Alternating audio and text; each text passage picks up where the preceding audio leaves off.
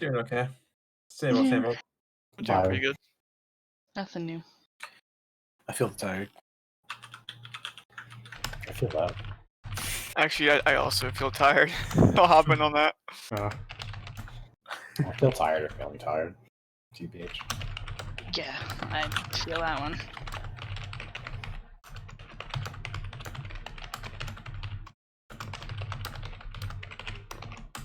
Why is everybody always tired? Then you make me feel tired too. Blame MJN for me. Wow. Wow. Joy's Yeah. fault yesterday. Yeah, you're right.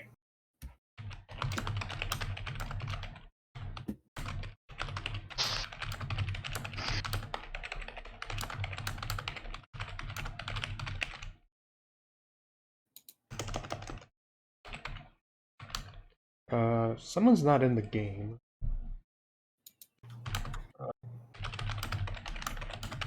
We're all, true. it looks like we're all here on my screen except for Roxy. Who's Oh no! Someone just jumped in right. Someone did just. Oh, jump okay. in right. Yeah, that's so. okay. I was in a different tab, so I hopped in and everyone was there.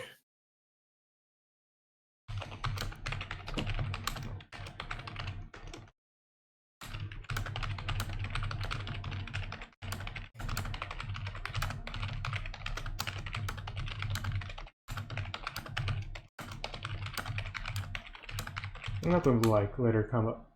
Assuming Roxy does not come back during the whole session, I'll have to come up with a in-game reason for why they're gone later. But hopefully it won't be too. Oh, okay. Alright, stream is up. Everybody's here, and this has the potential to be a very long session, so I'm just going to get started unless anybody has something to say. I'm ready. Go ahead. Alright. Alright. So, where we last left off, the gang is about to begin a new quest. After saying their goodbyes in Good Mead, the gang made their way to Bryn Shander, the largest and most populated of the 10 towns. There, they parted ways with Hlin, who offered to help them out if they ever needed it. Following that, the gang went on a shopping spree. They first hit up Maverick's magic shop and got a couple of potions and a Revivify spell scroll. Given the high cost of the items there, some of the party thought about returning there after it closed, but put the idea off for the time being. After that, the gang made their way to Blackiron Blades, where some party members got new armor.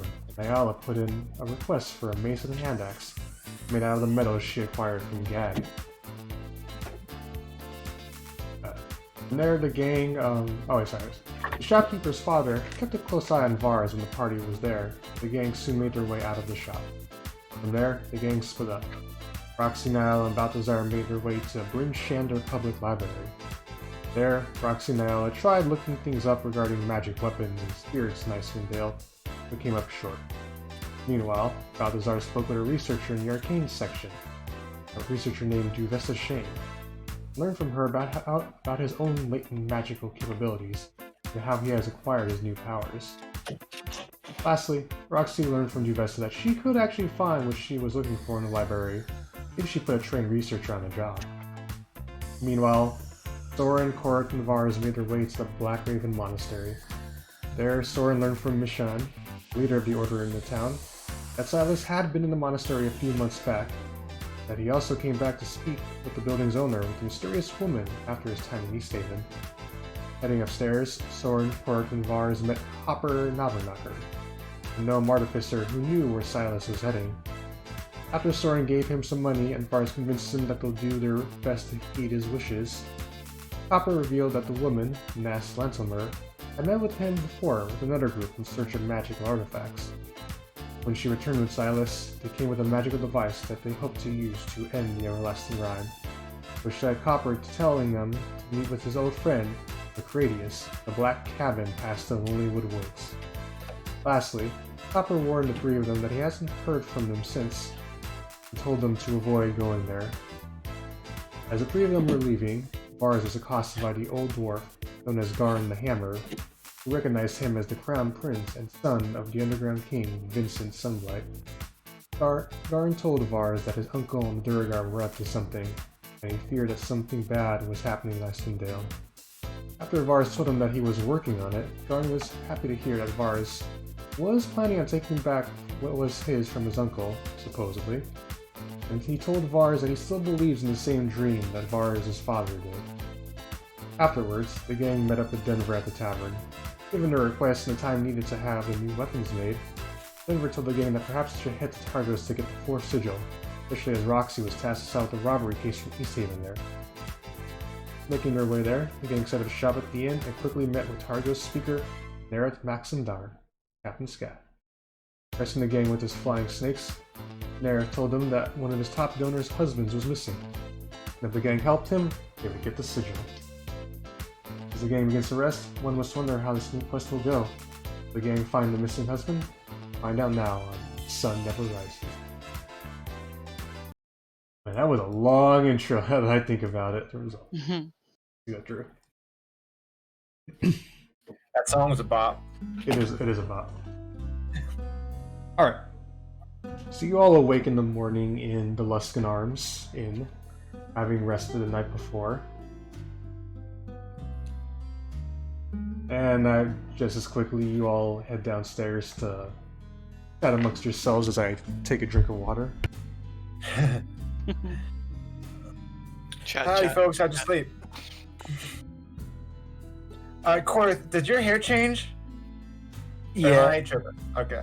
As you guys all see me, you'll see my dark auburn hair has turned to this dark green, and the like wilting leaves I had in my hair, these lush living leaves, and I'm just like, yeah, feeling pretty good.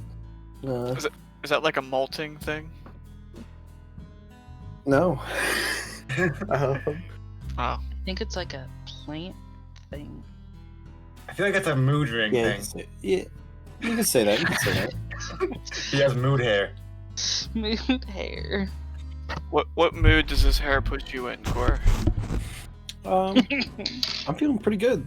Feeling pretty good, you know. Yeah, but like not on edge. Like you're like very mellow. I'm honestly really feeling like this is the best day of my life. What kind of leaves you got growing on your hair? Are they the good kind? They're Is pretty good. Is that why you feel so mellow? there's some pretty good leaves. I see. Sorrin and pull them Correth out, discussion later. Alright. Can't believe they're going to try to smoke a party member. So, Just his hair. Can Well- you really not believe? No, Well- I can believe it. as you guys are Start with the hair. messing around with Correth, Denver comes down. Oh, sorry I'm late to everybody. Just had to speak with Roxy for a moment. Apparently, you won't be able to join us tonight, or today, but not 100% sure why, but maybe it has to do with the robbery or something else, but for now, you must make haste. What? Yes, Sorrin? The what? The what? The robbery? That robbery back in Easthaven, she was tasked with Yeah. figuring out in exchange for her yeah, axe speed. yeah. Okay. Yeah. But for now, let's just hurry. I got the information from the speaker about where his friend who needs help is. Mr. Keegan Vilrin. Let's be on our way. Yeah. Alright. Guys, quickly head out.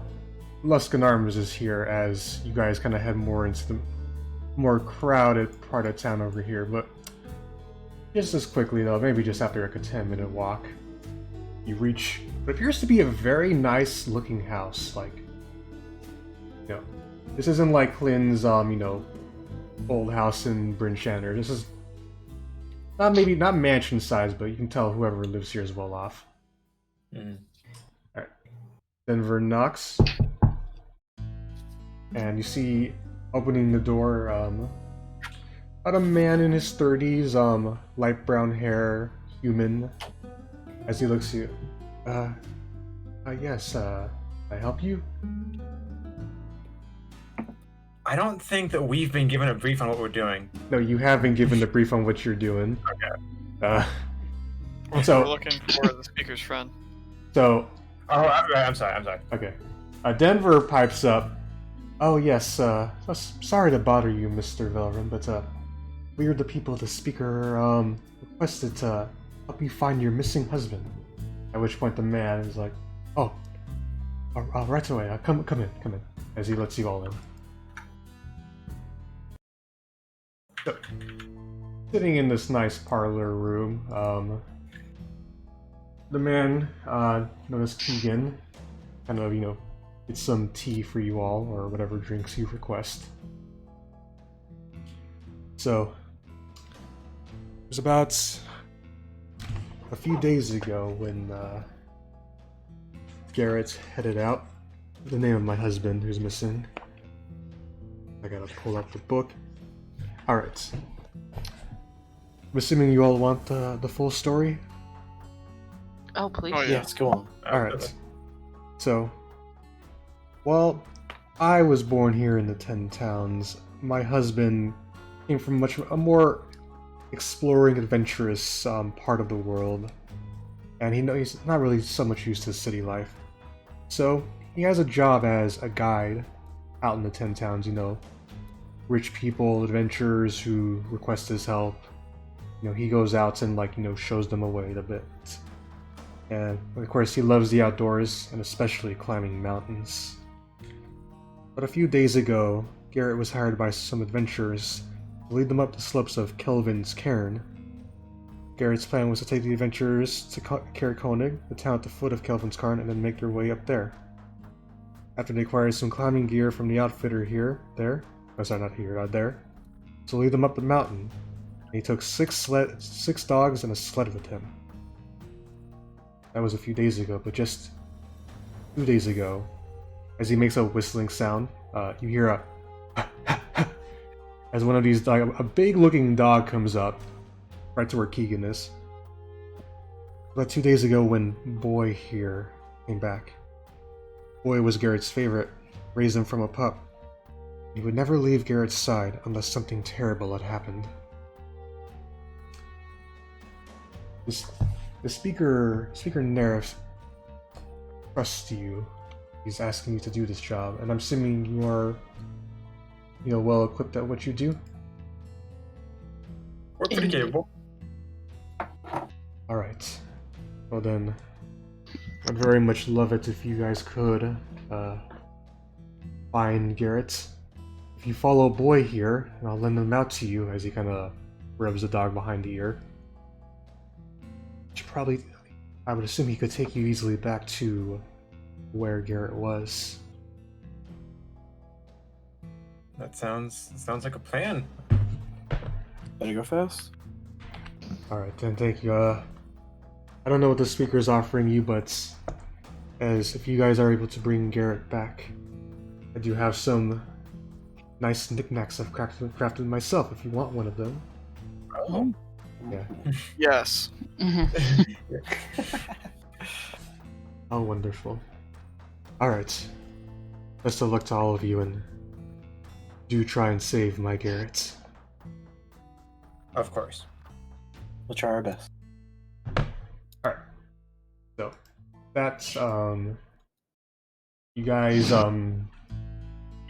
step outside. Denver pondering things a bit. Well, this is gonna be a little bit trickier than I expected. Here, let me pull up the map to show you what I mean. See, we're over here in Targos, and apparently he led them up the slopes of Kelvin's Cairn. So, of course, there's 2 ways to get there. The slow and, safe route would be to travel all the way around to Cair Konig and then up the mountain. Or, we would just go essentially straight through the wilderness up onto the mountainside. Do any of you know anything about Kelvin's Cairn? And, well, Roxy would have been someone, but she's not here, so Nayala would be the other person who may know something about the mountaintop. So, if you would like Nayala, you can roll me a history check. History. Okay. Alright. You know. With a 10, well, this is more, you know some common knowledge about the mountain. It's like the biggest one, you know, near the 10 towns. There's a lot more bigger and like dangerous mountains. I think actually, yeah, Sorrin would know one of them, the, you know, Spire, was this, I forget, Spire or Spine of the World? Correct me if I'm wrong. Sorrin? Spine? Mine is Spine of the Okay, World. his Spine, yeah. So, but in the 10 towns, Kelvin's Cairn is the biggest. You do know there are dwarves who live out there, so it's not like it's completely uninhabited, but you know, the usual mountain type dwelling dwarves. So Denver, looking to you all. Alright. Maybe a bit risky. But if we're gonna do this fast, especially if given all the things you're looking towards getting back in Bryn Shander, I suggest we take my caravan and basically dive straight through the wilderness to Kelvin's Cairn. Denver, I like it. I agree. Yes. Yes, I'm gonna look up from the drink that I no doubt have in my hand and say, "Gotta go fast." I like the way you all think. What's the With the weather caravan? like? So, I'll say this isn't really the best. This is like Denver's kind of bad map. It's not all rocky terrain.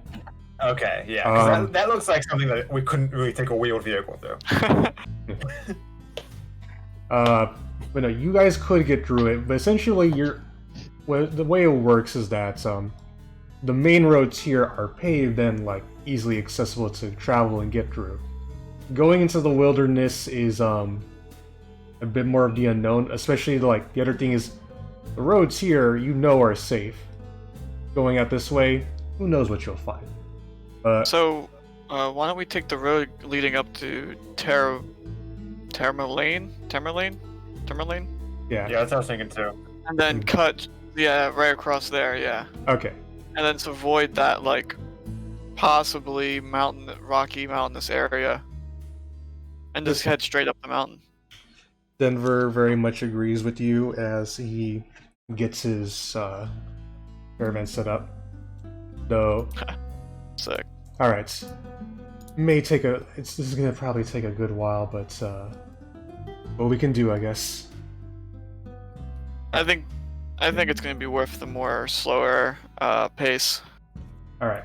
Yeah, and we're finding like a good steady medium between the slowest route and that very dangerous route. I feel like probably the best.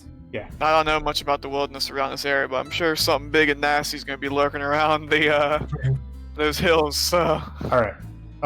By the way, also kind of with you guys kind of barking up a bit is Boy, the wolf, not the wolf, the dog. Oh, I was like, sick. He's a wolf. Oh, yeah. Fuck yeah. Puppy. Is he like trying to go anywhere? Like, because now that I think about it, like if there's a trail that Boy knows, that might be sort of the way that he knows how to do. I don't know how dogs work exactly. So, Boy Boy knows where the camp is, and Denver can clearly tell that Boy is pretty well trained. So, what Denver basically suggests, all right, we'll go up the road for a bit, and then the moment we have to abandon it, we'll go off, and I'll have Boy lead us the way there. Just the way there. All right. Sounds good. So, you guys all get in the caravan. Around 9 a.m. as you're all departing, and you make your way out of Targos onto the road. Awesome. Alright. So, the caravan's a dog sled, right? That's my basically, impression. it's basically, Okay. yeah, but it rather than just, like, having more than just kind of, like, a sled at the back, it kind of has, like, somewhat of, like, an open carriage behind it. So think of, like, You have like a wagon that's you have to like hit a horse to kind of move, but designed for snow. Oh, okay. Yeah. So it's all sled, like skis. There's no wheels. Yeah, but not with an actual sled though. Okay, cool. All right. So, I should probably tell you all this now. Well, in the caravan, of course. So, the meaning of my hair also means that, my step ability is a little bit different. So, what's the if difference? you would be willing, I can transfer it to you for that day, basically. And I can teleport one of you. So just be ready for that. Alright. Do you have to like touch us to then teleport us, or is it like a... Yes. And you have to be a willing participant, of course. Okay. Alright. I'm always willing to be teleported. All I'll right. keep I that can in run mind. really fast, so... Gotta go fast. That's all voices said all day. Yeah, yeah, I'm just very in whatever drink I have. I'm just, yeah. The shock of yesterday is just, someone noticing me. It's just too much. I very much have my cloak over my face too. I just don't want to be here. All right.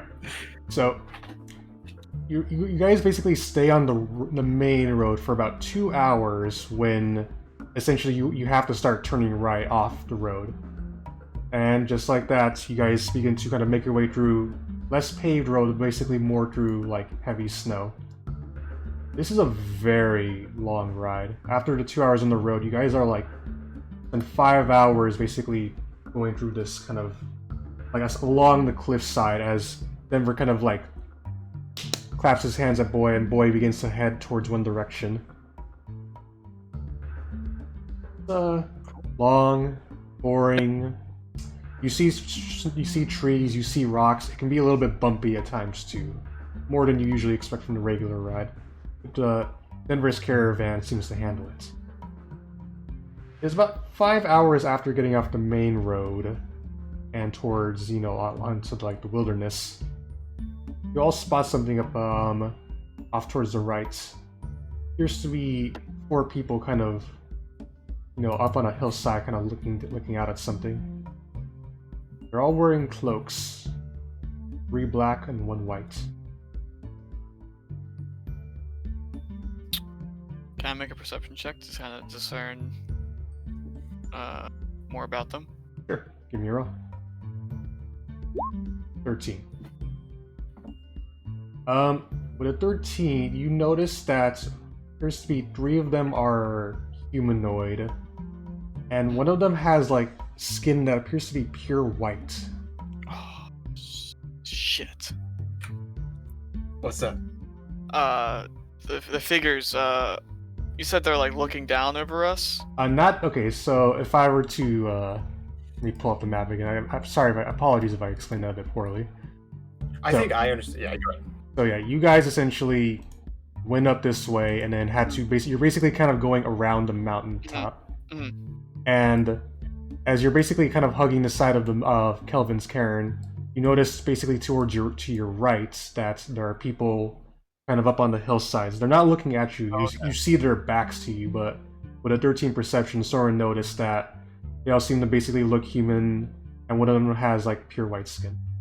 Okay, well, I'll point them out, and then I'll be like, I'm pretty sure one of them might be that tiefling that we met, way back when we saved, like, the cult and Cara Dinavar, or whatever. Everest? Yes. Yeah, I think that was her. Yeah. And, she, like, threw me into, like, this really freezing cold, like, water, so... Yeah, she teleported me somewhere. I got beef with her.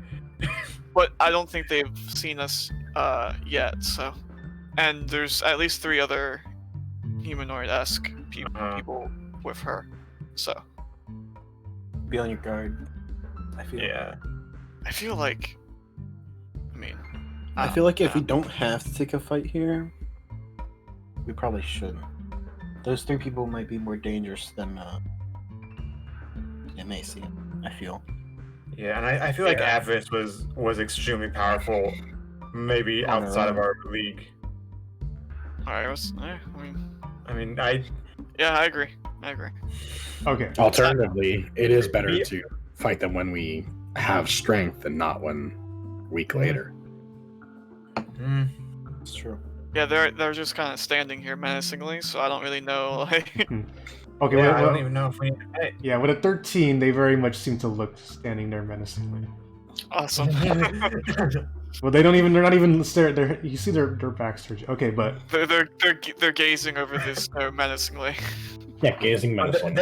Their backs are menacing, obviously. Yeah. all right. So, what do you guys? Well, we know that at least a white tiefling was with the that Brotherhood of Arcane. So it's safe to assume perhaps those other humanoid creatures are maybe the older, like that older lady that we got told they were with, and then the spectacle. Denver immediately kind of puts the stops on the caravan the moment you say that. You really think that's true? That's... I don't know. I'm just relaying information that we have here. I wouldn't expect her to be with... doesn't sound right. It doesn't sound right, Sorrin. And besides, the only other... From what we've discussed already, the only other 2 could be with... that were part of that group. One we saw burned alive in Easthaven, and the other one was last spotted with someone you're looking for. There's nothing to stop the recruiting drive. Balthazar, roll me a history check when, History? yeah, Sorrin says that.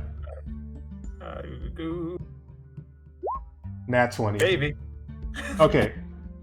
Balthazar, you know from your dad and your brother and like your own experiences with like the world of like art, like magic societies, there's no real recruiting drive. If anything, like it is like incredibly difficult to even like join those societies to begin with. Like, so like they don't look for people come to them. Like what Sorrin's saying doesn't really make sense to you. Like there's especially if like someone like Avarice, who like from what you heard is just like a regular member of this magical society, there's no way she could recruit other members to the magical society. I relay that information. Are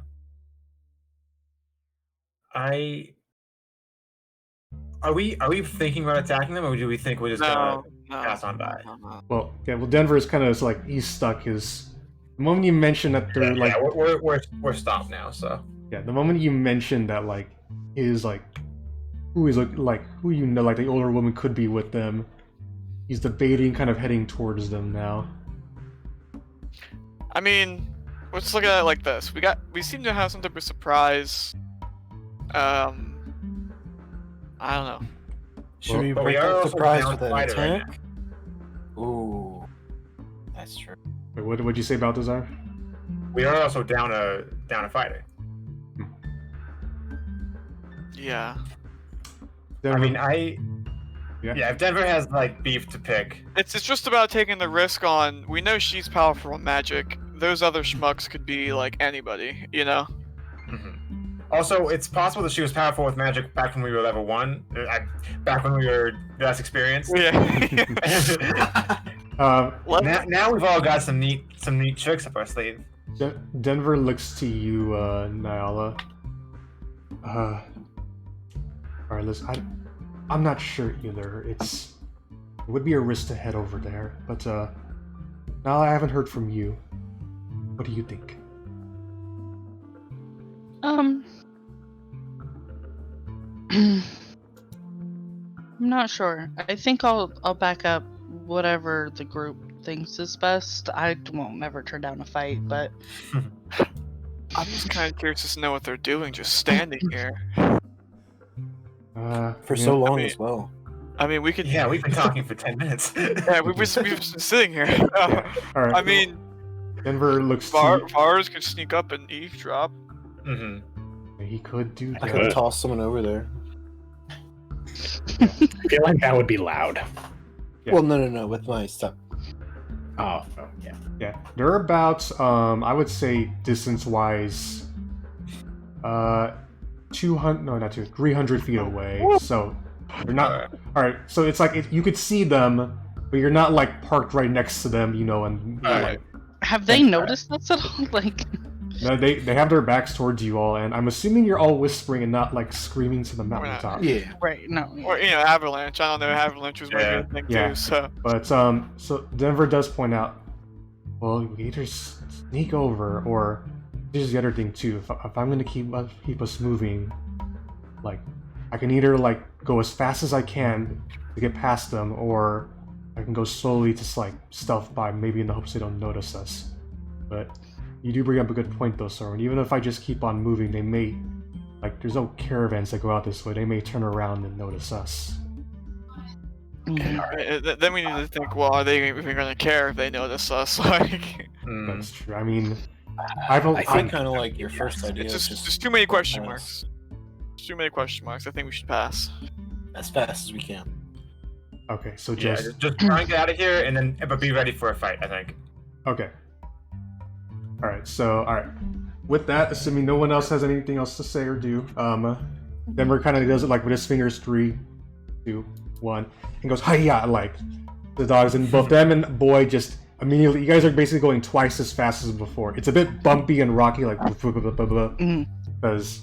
you're basically not on like straight road. I'll have you all roll me perception checks as you're basically beelining it like past.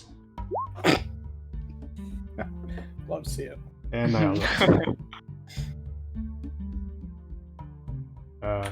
Vars has seen a mirage while he's drinking in the back. yeah, I'm very drunk at this point. Vars is just too busy drinking. Yeah. Now, Balthazar, the ride's a bit too rocky to really notice them.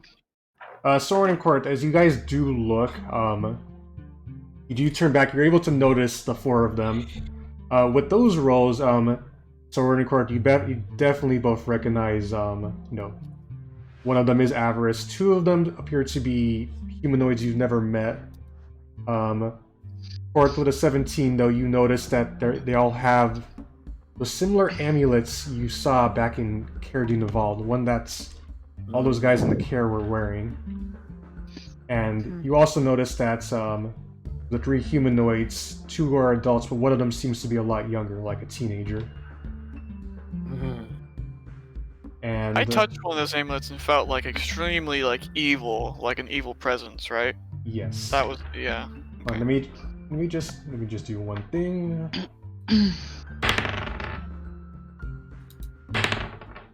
Imagine it was like when Pippin grabs the Palantir and the 2 powers. He's like, ah! Well, given your backstory to you, yes, that very much felt like, oh no, this shit bad. Yeah. All right, but just very quickly, you guys do basically head off. Sorrin and Correth, you do note that they all did look towards you all, but they don't seem to be pursuing. As you guys eventually they become like a blip. Yeah, I mean, Were they like looking at something, or were they actually just standing there menacingly?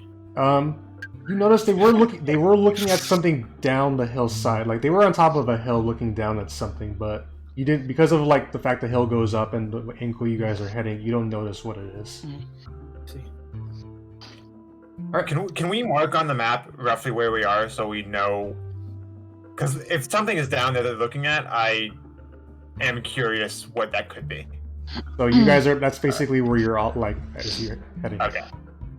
All right. I'll edit the map later to really cover this. Right. But remember, this is the bad map. Yeah. Mhm. All right. So you guys basically keep heading on forward and forward.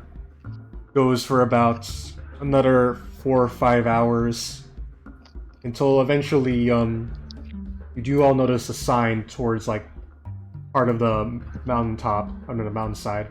as Boy begins to kind of bark, like woof woof, as he begins to kind of like head. You guys start heading more closer to the mountains, and you all notice the sign says the words Dwarven Valley. Okay. All right.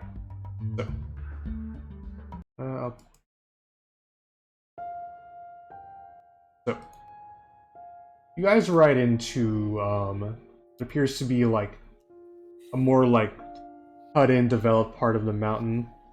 There are, funny enough, doors actually inside, where the mountain, like kind of like the mountain edges in. Like people have homes here. As Denver kind of brings the caravan to a stop. Vars, you would definitely know. I don't even have to make you roll that. It's common among mountain dwarves to actually live inside the mountain. So, as you guys pull up to a stop, Boy begins to kind of like start sniffing and like wandering around. Well, I guess this is the place, says Denver. I hate to be that guy, Vars, but maybe one of the dwarves here know. Actually, does Denver speak Dwarfish? Let me check. Actually, he does. I can try and see if maybe any of the dwarves here have seen this Garrett. Yeah, I think that would be a good call. If anyone would have seen him, it would have likely been my fellow dwarfs. All right. So Denver heads out. He goes up to one of the door. Like he has to kind of like basically climb up a ledge to just like a small like 5-foot ledge to get up. Knocks on one of the doors. Hello? Or as he says it in common first, and then in Dwarvish. Hello? Is there anyone there? Still no response though. He goes to another door. In Dwarvish, hello? And after 2 minutes, nothing. I'll go ahead and start doing the same, just to random doors. Alright, yeah. The two of you kind of go about knocking. Are there a lot of doors? In this part of the Dwarven Valley that you guys, there's about like maybe 10 or so. Like, maybe like a couple families live in here. Okay. Given the fact it's been like, it's already kind of like, you guys have been riding for a while. It's kind of like the afternoon already, like late afternoon. Denver looks to you, Vars. I don't know much about dwarf culture per se, but are they out and about this late in the afternoon? I'm gonna just make the assumption and say no. I don't think they would be out at this time. I think they would be in by now. Denver tries something else this time. He goes to another door and like jiggles it. It's like and actually it opens. Like wait, what the? Do you walk inside with him, Vars? Yes. All right. I will have my hand on my sword. All right. So the typical dwarven home, or is a hearth, 2 bedrooms, some bedrolls laid out. Seems like family lived here. I want you to roll me a perception check with advantage, Vars. I'll need it. 16. Never mind. Okay. You notice, so even some things about mountain dwarves. You know that people would be like, maybe this is where they would like serve food here, or like cook here, or like have this or that set up. Though you specifically know, because your dad has made sure to make you visit all types of dwarves' houses, where things are kind of kept. Right.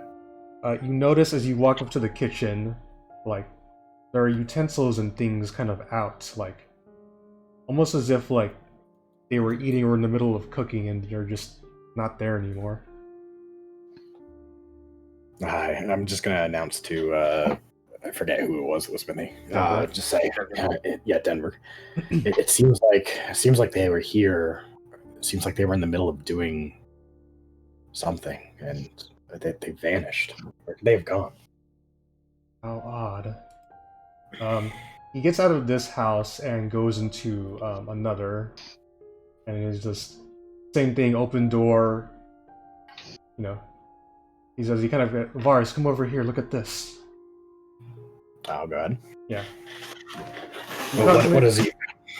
So, outside of the kitchen stuff, there seems to be like an old dwarven game set, like a chessboard, it partially played through, but it seems like they just stopped playing midway and just disappeared. Something's definitely amiss here. It just feels like everyone vanished very suddenly. Maybe they had to pack up and leave, but what could have caused that? But I don't know. Roll me an investigation check, Vars. Sure. 9. Nailed it. Alright, Denver will make one too. 18. Yeah. As you say packing up, he kind of goes through and it's like, would they really leave without their luggage or their clothes? Or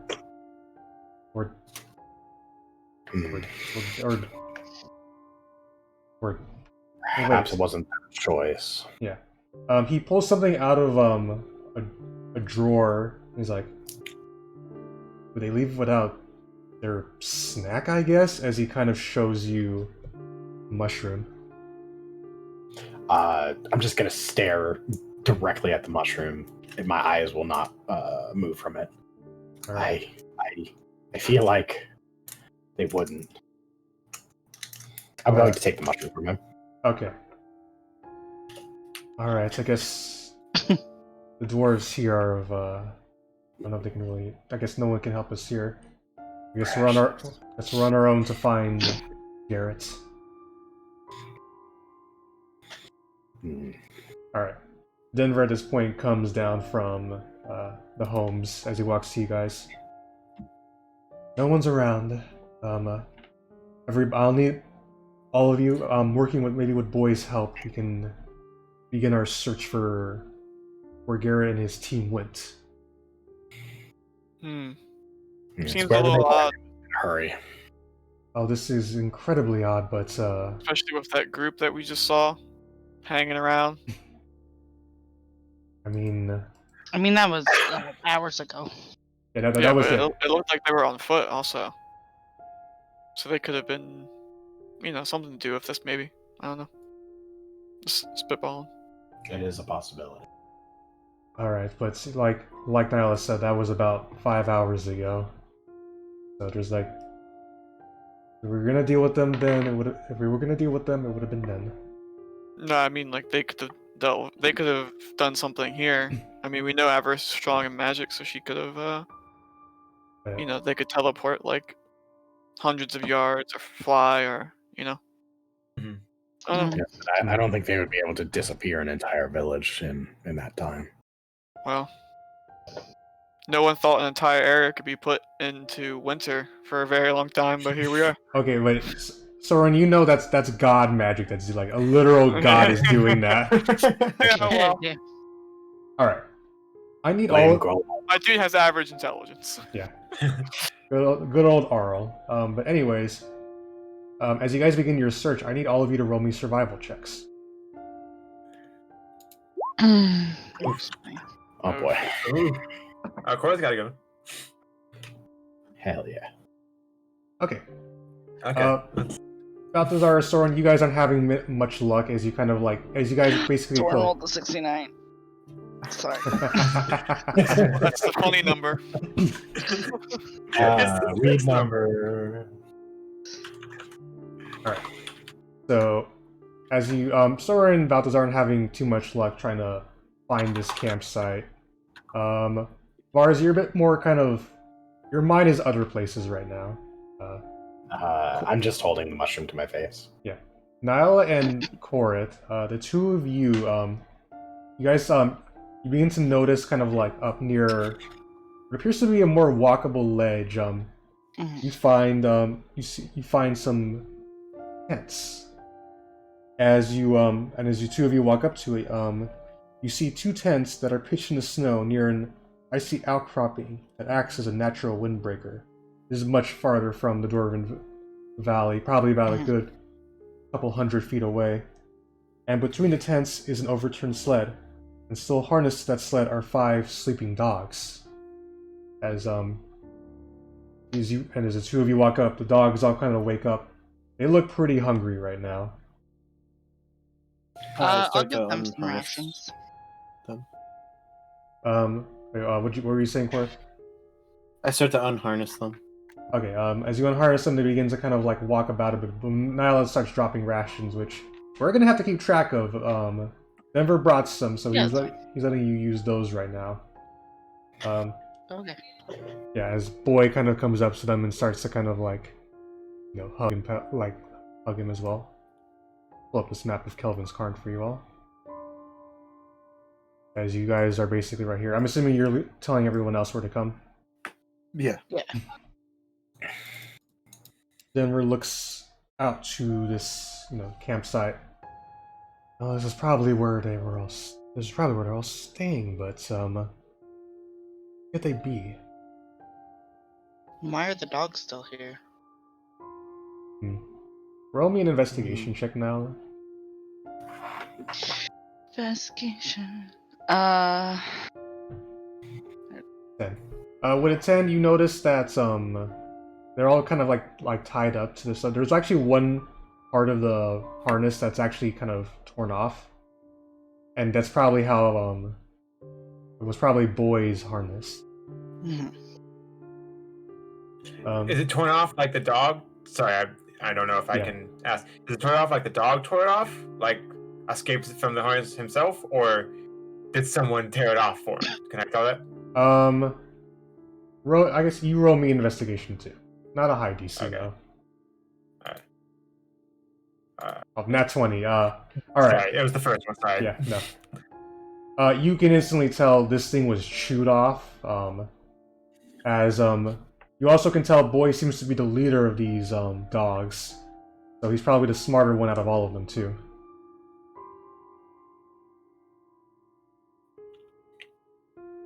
Are there like footprints around or something? It's been days, so the snow probably would have covered them in. But yeah, wouldn't that like any signs of struggle or something?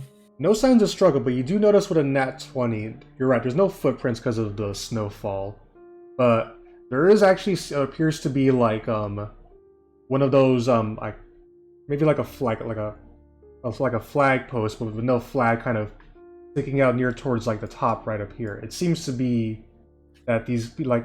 As you kind of remember that what Keegan told you, Garrett was a climber and he probably led them up the mountain. So. Huh. So this camp, does it look like abandoned? Like just they left and they're planning on coming back, or is it just like? Well, there were. Is it mysterious? No, there's nothing mysterious about it. It seems just like. They had their camp set up. They had the dogs here, and that is the recurring part of the journey. Yeah, and okay, doesn't seem like they just returned. It seemed like they didn't return. Okay. All right, so it looks like this is just the base camp, and they've climbed. They started climbing at least up the thing. I'm just telling this to everyone else. So we can start climbing up the mountain if that's what we feel is the best action. Is there enough gear for everybody else? Roll me investigation check, Sorrin. Sure. And I'll have Vars roll one too, because I know he's the finicky type, like the one who likes to search these things. All right, you both you pour through the campsite. There actually is some basic climbing gear in like one of the tents. Vars, you find 2 boxes, one that appears to be empty, the other one filled with rations. Probably their food supply. Not much here other than food. Yeah, so I'll come back around with all the gear that I found. Denver just kind of looks to you all and he's just like, well, if any of us expected to be climbing a mountain today, there wasn't me, but I kind of expected to be climbing a mountain today. We were searching for someone in the mountains. I guess that's true, but given everything with... Alright. Denver, lights up a torch. It's getting somewhat late right now, but well, I suppose I feel like we should do this now. I feel like dilly-dallying like last time in Good Mead. No offense to you guys, did a good thing there, but I do fear our delay in showing up to that Verby cost us the mead. I fear what happens if we spend another day without helping whoever's up here. Yeah, we should make it as far as we can. Alright. So you said it's getting dark? Yeah, I mean, it's already like 3, 4 in the afternoon, so... Okay, so sun's setting. Yeah. So, like, I'll just say it now so we can have it going. So once it starts getting, like, you know, darker, I'm gonna cast Dancing Lights and just consistently keep having those up. Alright. Because it's a cantrip, so... Yeah. Also, I don't know... Denver's a human, right? Denver is human. Alright. I don't know everything about every race here. I think other than Denver, we all might have dark vision, right? I have superior Nope. dark vision. I think, Vars, remind me again, do dwarves have dark vision? Yes. Okay, then it literally just Nayala and Denver out of all of you here who... Yeah. But, alright, and just remember as before, this image isn't the best because it's like, it's lit up for whatever reason, but Everlasting Rime, always kind of dark out, but like, there's like night and then there's advanced night. Where you know, yeah, there's a snowy night where we can't. Yeah, I mean, you know, there are times if I went outside at like 3 a.m. at night, like it would be like if there's no light out, it'd be dark as hell. Yes. Oh yeah, no, I get it. Forest darkness is something else. Yeah. All right. So, with the lights kind of set up, you all begin making your way up. Mm-hmm. I'll change the music for this.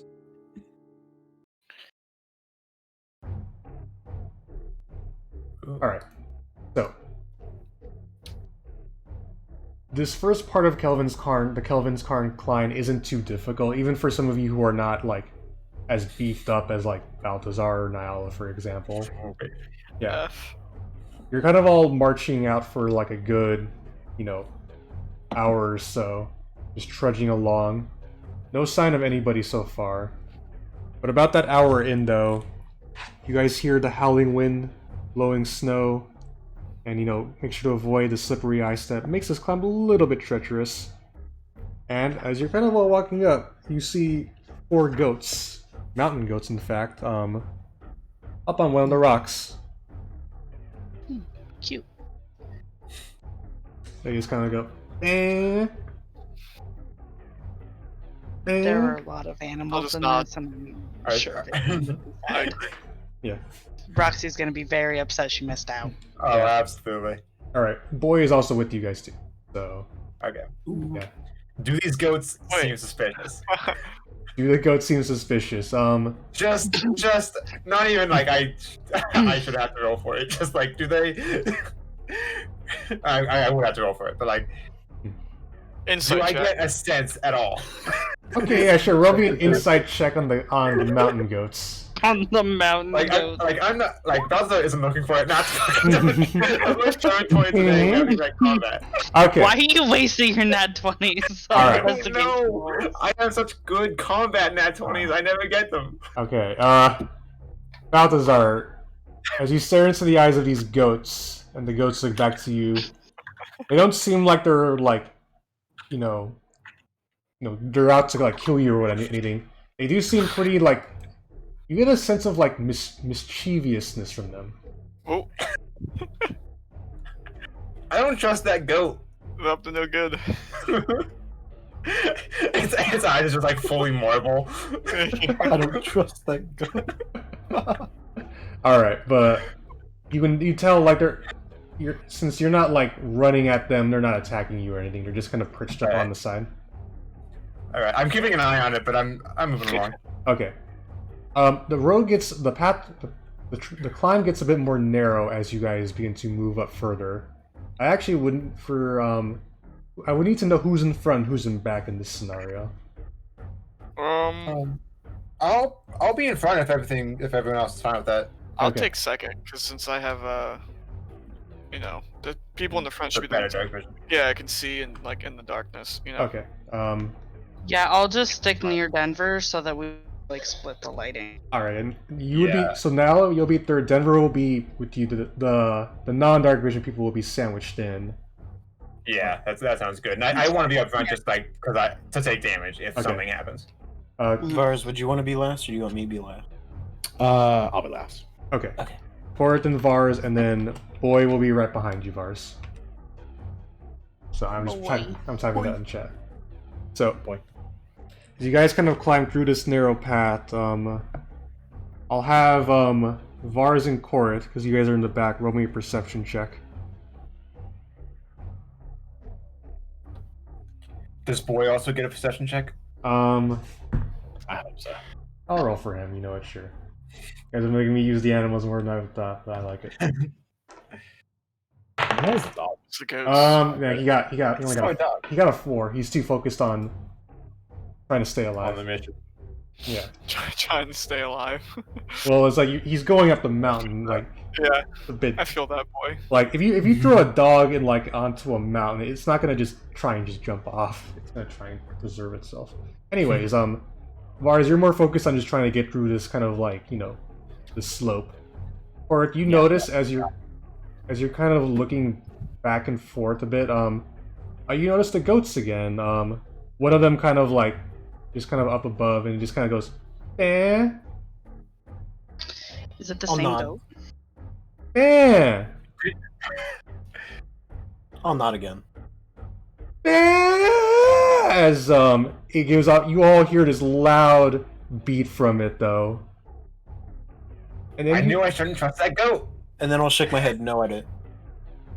But at that point, you begin to hear a loud crack, Correth, Uh-oh. I see. as Oh, no. some of the snow like around you begins to move and starts coming down, and then you hear kind of more cracking sounds as you guys all look up, as the snow basically percolated up here begins to start coming down. For this part, I need you all to roll me initiative.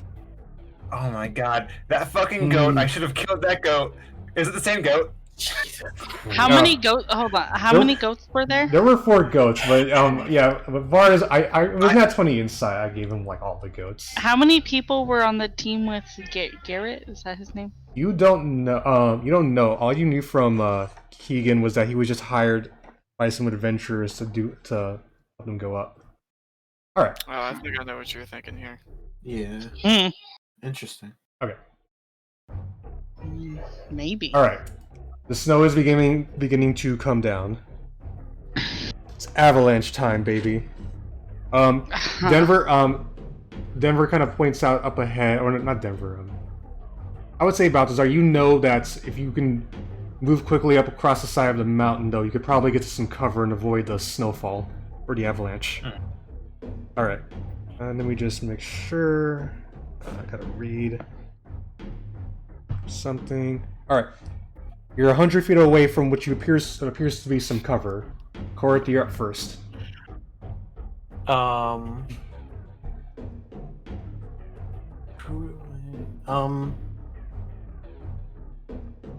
I'll just use a dash action and start moving 60 feet. Okay, but there are people in front of you though, so Yeah.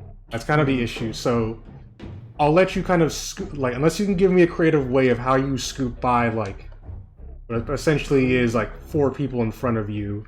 You're gonna get stuck like partway between them. Get me out of here. What do I think this is? In that case, I'll just put my hand on Nayala's back, and oh no, Denver's in front of me. Hey, Denver's in front of you, yes. Oh, I forgot to roll his initiative too. But what do you want to do? I'll just wait. All right. Correth is waiting. As this line's getting a bit too much. Sorrin, you're up next. You said it's only 100 feet away? Yes. Okay, so yeah, I will run my full 50, and then take the dash action and run another 50 and get there. Okay, however, though, you have to spend, since you're only stuck behind Balthazar, you have to spend 10 feet just, like, zooping around him, though. Mhm. So by doing that, though, Sorrin, do you have enough to make the full 100, though? If I used a key point, I would. But I am not going to do that. Well, hold on, I want to check something. I think I get those back with short rest. I think. I don't have the player's handbook up right now, so... Let me look real quick, real fast. Because that's going to determine if I do that. Alright. Okay, it's unavailable until you finish a short or long rest. Or I can spend... Okay, cool. Yeah, cool. So I'll do that then. Alright. So you guys all watch as you all notice like this avalanche is beginning to come down on you. Correth can't really move given like his position, but he's like putting his hands on Denver, you know, like basically hurrying up. Sorrin zoops right around Balthazar. Thankfully he's given Sorin's like a monk. He's incredibly dexful. He gets around you, Balthazar, and then both runs like the fucking wind and like with the power of Key 2 is able to reach the cover. When I get up there, I'm going to, just in case, take out some rope and just throw it down to everybody. Just in case something happens and they need to grab onto this rope. Alright, that sounds good. Next is Denver, who got freaking amazing roll. Okay, Mr. Arpel, what can you do? I love being a monk. I'm just so fast. Yeah, by the way, I'm sorry that I rolled so poorly, so everyone has to fucking find a way around me in particular. Well, it's basically like the way I'm making this work is that getting around someone is going to cost you 10 feet of movement. That's why the Correth couldn't really move because he just spends all of his movement bumping into you all. Getting around people. Yeah. Denver's up next. There's two people in front of him. Do you have any spells that'll help him out for this? Not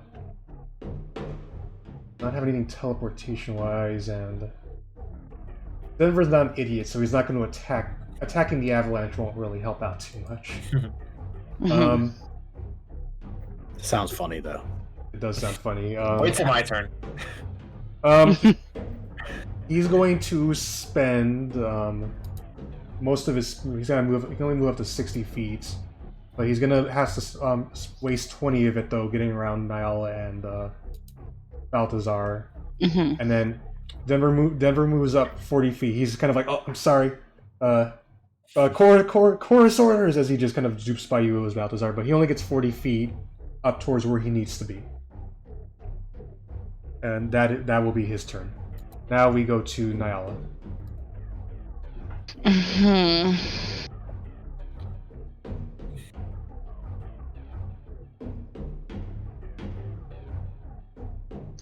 Is there any other? So where? Who went first? That was Correth went first, then Sorrin, then Denver, now you. So Sorrin is safe. He's not safe. There's like an overhang, or he's out of the way of the avalanche, or what? Both. He's both out of the way of the main avalanche, and he's hiding underneath an overhang. So. Are there any other overhangs that you can see? See right? Yeah. Not really. Like any that would just fit a person. Roll me a perception check. You're a big person, right? Do you remember that? I am a very big person. I am aware. Perception. An 8? No, you're not. You don't see anything with an 8. Like, it's just you either run up ahead, or you gotta go up ahead, go back, or just deal with the snow that's about to come on top of you.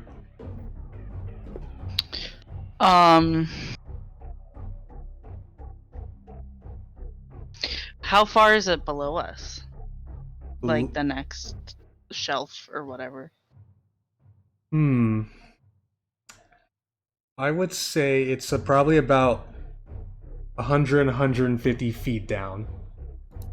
But that's you'd be going off the main path by doing that, so you'd be kind of stuck there unless you have a way to like climb back up.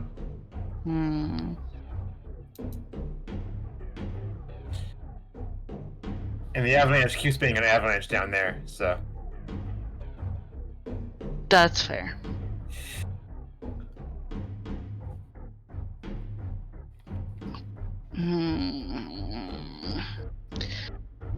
How stable does the snow around me look? I mean, it looks stable. Like, am I like on a rock or? You're on like a rocky pathway. The snow that's like off to your. If I were to describe it, is if you're walking straight, on your left is going down, slipping off, like you're riding the snow down the mountain. On your right is more of like kind of the rock. What was that? Okay, yeah. On to your right is the rock. Where there is snow, you're like kind of right by. As I said, the issue is basically once the avalanche gets to you, though, that snow's probably going to go along with it. Yeah. I want to move to like the most stable rock I can see. That would be something where I can get a good foothold. So, there's the main stable rock where Sorrin is, but that's 100 feet away from you. Right, that's way too far away. Are you trying instead to, like, find something you can just, like, a rock? Yeah, I'm trying to brace for when the avalanche hits. Okay. So that I don't get carried down the mountain. Be really fun. Well, I have that rope too, and I don't know how much help it's going to be. How much length? What is the length of that rope against Sorrin? It just says it's the hempen rope that comes with the explorer's pack. So that's like 50 feet. Yeah, that is like 50 feet. Yeah. Yeah. Denver is currently 10 feet away from it. Yeah, he was only able to move 40 feet up. He's got to get through 2 people. Yeah, I only have 30 speed. Okay, now unfortunately with your I mean, if you have actions too, so you could dash as well. That's But all right. So now, unfortunately, you rolled an 8, so you didn't see many like rocks, or like you see some like stone kind of jettisoning out. What I'll let you do though is you can try and like jimmy your way onto like holding on to something, like even if it's like a ledge. If you have any sort of tools or spells or like any equipment you have on you, you can just kind of like to try and brace yourself. I'll definitely allow that.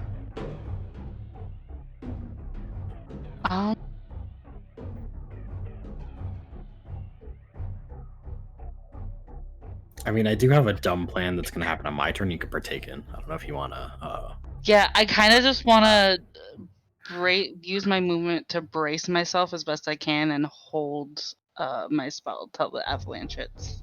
Oh, you have a spell for action. Okay, you have an action. All right. You know what? I will, to move things on, I will allow that. You essentially, knowing you can't make it there in time, basically drive your hands into like the side of this rocky wall, ready to brace yourself. Okay. All right. Then after that, as you do that, you guys all of you look up ahead as you see the avalanche is coming down. Basically, it's almost basically on top of you guys though, but it's just snow coming down and everything. But it hasn't hit you all yet. Balthazar, you are up. So that was kind of the avalanche's turn? Yes. Alright. Did the dog take a turn? The dog got a 3, so... Okay. Turn at... I think I don't have spells or anything. I think Balthazar is just gonna make that dash for it. I can only move 60 feet. So you'll have. And I know that Denver is in front of me. Yeah. So what you can do though, Balthazar, because you have 60 and it only take 10 to get past Denver, you could actually make it to the rope. Okay.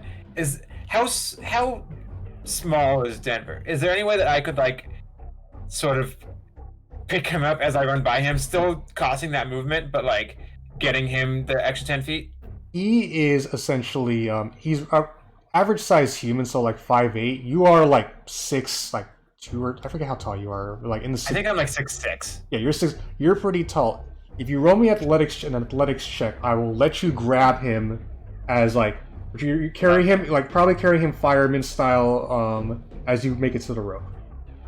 Okay, yeah, I'm going to try and do that. Athletics check. 18. You easily pass. Okay. So yeah, I run it as I run by. I pick him up over my shoulder and grab that rope, but I'm not like bracing quite yet. I am hopeful that I can still make it somewhere along the way. Okay. All right. Balthazar, you grab him as like Denver's like, oh, but he's not complaining. As you essentially as you reach the rope that Sorrin just drew out. So, Vars, you are now up. All right, I need to verify. So to my immediate right, there's just like a blind drop to the next set of. To your immediate left is the blind drop. Left, yeah. Okay. The right is the stone wall. You guys are basically hugging as you're getting across this area. All right, so I'm gonna do probably a dumb thing. I'm gonna drive a piton into the ground and take my rope and attach it to that, and I'm just gonna rappel off the side of the mountain, like the overhang. Roll me an acrobatics check as you do that. I can do that. Acrobatics, he's good at acrobatics. 25. All right. What is the max speed you can move on a turn, Vars? 25. Okay, remember, you have, like, in terms of you are a rogue, though, so count your bonus action, too. Oh, yeah, I know, but I only have 75, so I would not get to there. Alright, but are you moving down as far as you can, or are you only moving down to 25? Yeah, just moving off to 25. Okay. The hope is the snow should just go right over me. It'll be fine. Okay. Alright, so Vars sticks his pivot in. Nayala, you look to your right as you see Vars just kind of whoop, and with a 25, yeah, he is able to do as you basically go onto the side of the wall in the hopes that everything works out. It is Boy's turn now. All right, he can move up. So his speed, assuming he dashes, he can move up to 80 feet.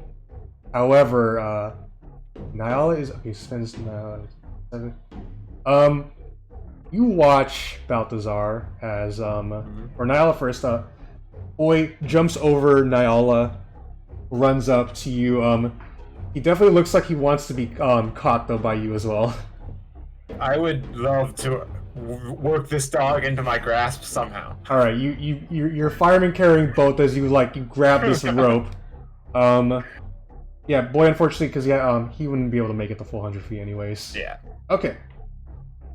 So now comes the fun part, that the avalanche has, it moves twice during initiative rounds, so... Oh, shit. Yeah. Alright, here we go. Sorrin, you are fine. As you hear the snow come up across the overhead you're hiding under, you are safe.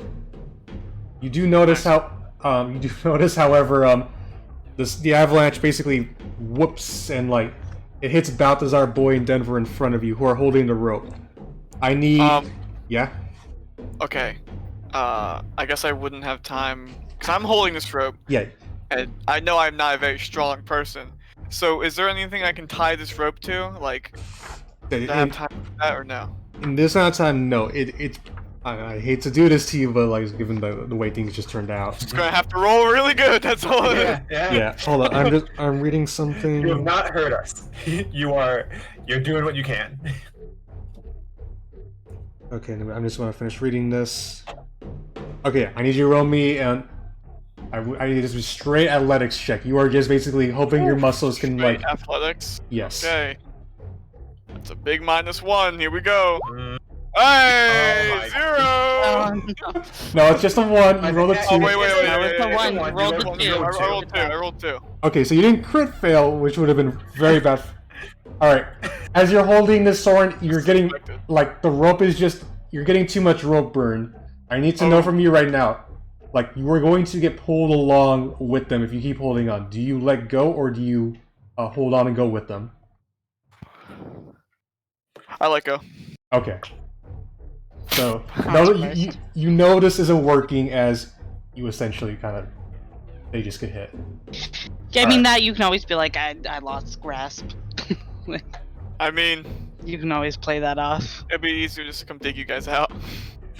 Okay. But the rope will help you find us, whatever. Acoustic. I can't believe I forgot about Acoustic. Who didn't prepare anything for this. It's true. You just said, I wait. Oh, wait. Acoustic, Correth watched as, Nayala grasped the wall Balthazar, Denver, and Boy went for a rope, and then fucking Vars just began pivoting down. So you were hit by the avalanche. Yes.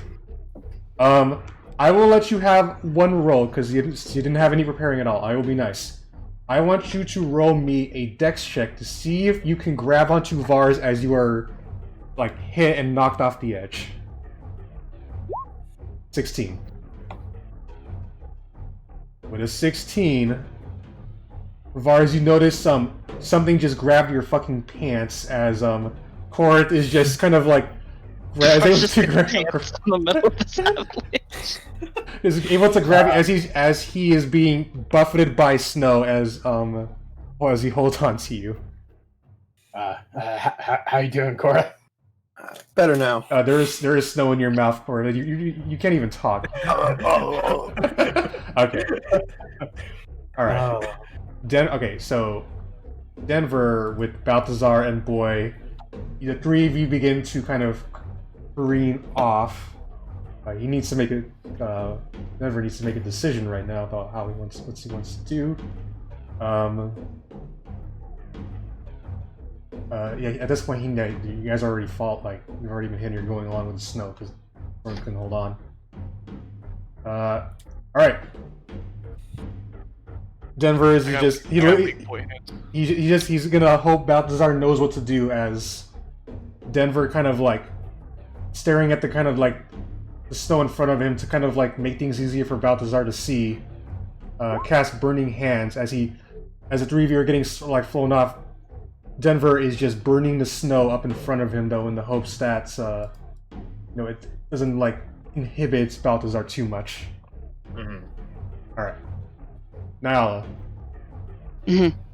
Roll me an athletics check to try and stay where you are as the snow is coming down on you. 14. A 14, unfortunately, is not good enough for an avalanche. Yeah. So I had things prepared. What is your thing prepared? I want to try this. What does that do exactly? Yeah, hold on, there. Okay. A burning radiance erupts from you. I'm just trying to like melt my way through the avalanche. So unfortunately, parting the Red Seas around you. Unfortunately, that is radiant damage, not fire damage. Burning radiance, though. No, when it says 1d6 radiant, I'm treating it as 1d6. I'm sorry. Fine. I will. Also, Moses parted the seas with the radiant damage, I assume. Yes, God. Okay, I'm sorry. Anyway, okay. Do that. But no damage yet. Okay. That's only if this there's two parts to this, so don't worry. As I know all right. Yeah, unfortunately, yeah, you would use your action to try hoping the Word of Radiance would work, but it does not. So you do not get to roll to try and grab onto Vars like Correth did. Sorry. Okay. All right. So Sorrin, you are watching as this avalanche just keeps like going down and down though, like doesn't seem to be stopping yet though. As it seems as your friends are like you don't even know what's happening, if any of them are able to stay there or if they're just getting buffeted. There's literally nothing I can do. Yeah. Even if I just held onto the rope, we would all be like yeah. Yes. You're just the only person who's not fucked. Balthazar. You are up right now. You are currently getting like pushed down the mountain by this avalanche, snow hitting you. You do get like there is a little bit of a break though, as Denver seems to be burning the snow like directly directly coming down on you in the hopes that maybe you can do something to like stop your descent. Okay, so do I get the feeling that Sorrin has let go of this rope? Am I holding on to that hope at all? It's after that. When I said that second part about the avalanche continuing to go down, you know at that point, yeah. If Sorrin was holding on to you, you would have known by now. So okay, like it feels like you're in. If I have hands free, I'm holding two creatures. If I have hands free, I'm going to take out probably just one of my hand axes, try and just dig it into a snow or rock, or just fucking hit it into whatever I can to try and be like a ice pick type thing. All right. And I'm gonna rage. Sorry, if that would give me like advantage on if this is a strength check or something like that. I will be nice and say don't waste your rage on that because you will not get advantage that way. Okay. So here's the issue though, Balthazar, as you're about to do this. You need to free up one of your at least one hand to get the axe and do this. And if you really want to make sure you succeed, you will need at least 2 hands for this. Okay. And there's no way I can like move whatever Denver is doing. I couldn't like move to where Sorrin is. I mean, like he's not melting it in that direction. He's melting it kind of up. Yeah, no, he's melting it up so you can actually have an action to do something. Okay. But yeah. Okay. But like I can't move. Really. Yeah, no, you're basically in free fall right now. Oh, I am down. Okay. Yeah, you are sliding down the mountain with the snow. Okay. Yeah, you're not going down like this. Okay.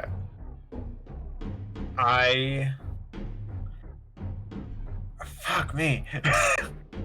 I'm holding too many people. Can I slide Denver around to my back so he's kind of like get on a piggyback ride? You're asking for too much in 6 seconds. Yeah. All right. I think I'm just going to try and tuck the dog under me as much as I can and do my axe thing. Okay. Just one hand. All right, but I'm making a note. It's boy it's the hand you're using to hold boy to do this. All right. Give me an athletics check. All right. 19. With a 19, you bash it in. You're sliding down.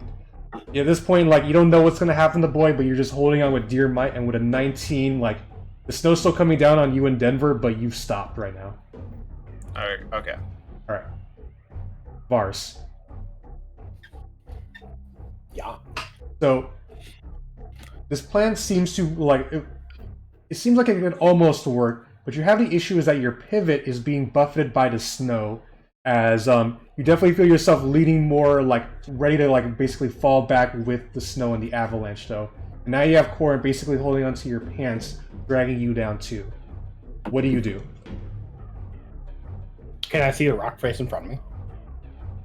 I mean, you see the stone wall in front of you, but if there are any rocks, you can't see them now because of the snow. Your pivot's coming. Is there like no all-encompassing like it is in everyone else at this point? Oh, sorry. What was that? Is it all-encompassing? Do I have like free movement? Like, can I move my hands or? Oh yeah, you can. Am I just kind of? Yeah, because you're not being buffeted by snow. You're not like inhibited as much as Balthazar was. So okay, I'm gonna just try to stick another pin into the side of the rocks this time, and just hammer it in as best as I can. And if I could do more than one, that would be best. Okay. I'll let you do one to try and like keep you where you are, but I'm going to need you to make a. Unfortunately, you can't really do acrobatics now because like you're not maneuvering. You have. Actually, you know what? I'll be nice. I'll let you do it with acrobatics as you try and like maneuver another pivot into the stone wall to try and keep you up, but higher DC as Correth is dragging you down. Okay. Nailed it. With an 18, you begin to see the first pivot fall off, but you stick the other one right in. Your pants your buttocks feels a bit looser, but your pants stay on as you and Correth are able to stay safe. I would just like to say to Correth, I will say, I will lose these pants if I have to. All right. And Nice. all right, I'm gonna make a roll for boy. Oh man. Let's see if he'll. Balthazar, does a 6 hit you? A 6 does not hit me. You feel like on your leg that boy was trying to like essentially bite to hold on to you, but it doesn't work as you hear the you. Oh. I can't believe you dropped the dog. All right, and as more time flows by. The snow kind of just goes and then stops. I'll play the slower music now. Sorrin, you look. None of your actually, I have. Why am I using that one? I have this one. Oh, wait, that doesn't work either. I'll just go back. Sorry, I'm missing. I should be better in my music choice. Sorrin. You look up out where the snow stops. None of your friends are on the ledge, which is concerning. But you noticed as you look peering towards the side, you see Balthazar and Denver holding onto one of the hand axes that Balthazar is stuck into the ground. As you look further ahead, you see Vars with like a pivot, like and a rope, kind of hanging off the side, and as a Correth whose face is just covered in snow, is just dangling at by Vars's feet, having pantsed Vars as this was happening.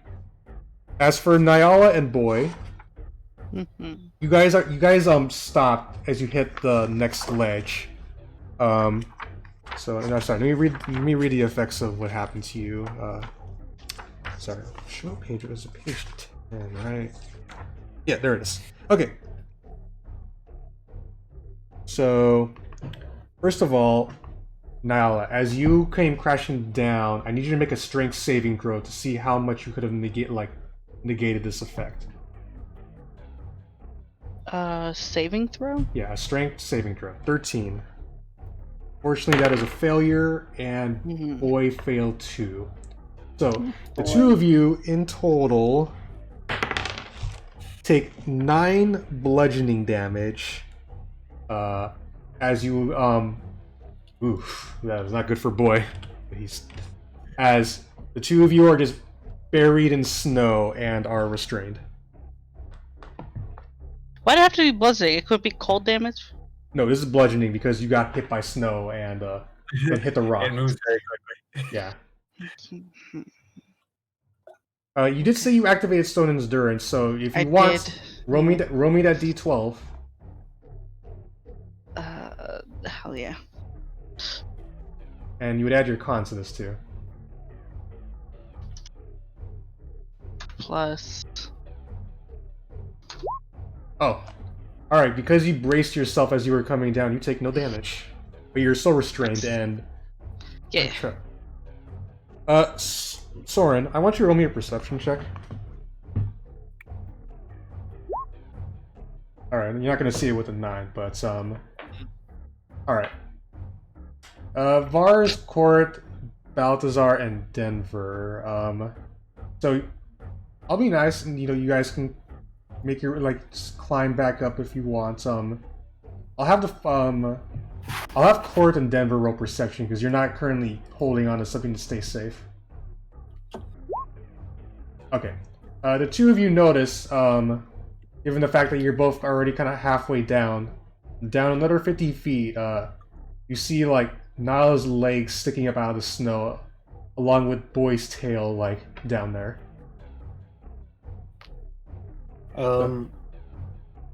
I'll take out my 50-foot hemp rope, and if I'm near the bottom, I would like to just tie it on there so they could possibly climb up as well. Alright. Because you have Vars' pivot, you can climb down too. Denver tells you, and some good news about Balthazar. Seems like Nayala and Boy are okay. I think they're buried in snow down 50 feet there. Alright, well, we gotta go get them then. Alright, I think Correth is on the same level as me, ish, right? Yeah, Correth is climbing down with the pivot thanks to Vars. I don't know what Vars is doing though. Do I have to stay here in order for this rescue mission to work, or can I climb up? It does kind of seem like the rope is tied to your situation. To his pivots at least. Oh, okay, his pivot. Okay, never mind. You can climb up, Vars, and I will make your roll, but you're gonna lose your pivots if you let Correth use them to go down. Yeah, no, that's fine. Okay. I have more of them. Alright. What do you do, What Balthazar? I will to be nice, I will make your roll. Okay. I'm sort of like stuck because I don't have a rope leading me in either direction, right? There's no. Yeah. So me and Denver kind of stuck here. Denver has rope. You have rope too, but Denver does have rope. Yeah, and, but I don't have rope that like would lead me, like nothing connected to anything else. I have rope. Oh, you also have Sorrin's rope too. Denver's like, all right, well, we either call it to Sorrin to come get us, or we just I'll tie my rope to your Handaxe and we have to go down. I mean, yeah, I think I'll start running down to whoever's closest to try to see how I can help. There's no real easy way to climb down Sorrin unless you're gonna like make the check to go down. You can set up a rope system to help people back up though. What would the check be? Like, I would say either acrobatics or athletics to like climb down a mountain. I'm pretty good at acrobatics. Okay, give me your roll. But am I pretty good at rolling? Sure. Shenanigans. Hey! Alright. Balthazar in Denver watches Sorrin just begins to climb down. Denver, so he's coming down like towards us, pretty much? Yeah, but I'm assuming he's heading towards Nayala and Boy. Whoever wants to help. If we're trying to, I feel like we should probably keep the party sort of intact. I think I'm also going to use mine or Denver's rope, or like whatever rope I have, tie it to my Handaxe and go down also. Denver's working on that as he begins to climb down. Alright. Nayala. If you want to try and break free out of your snow burial, I need you to roll me an athletics check. I want to break free. Okay.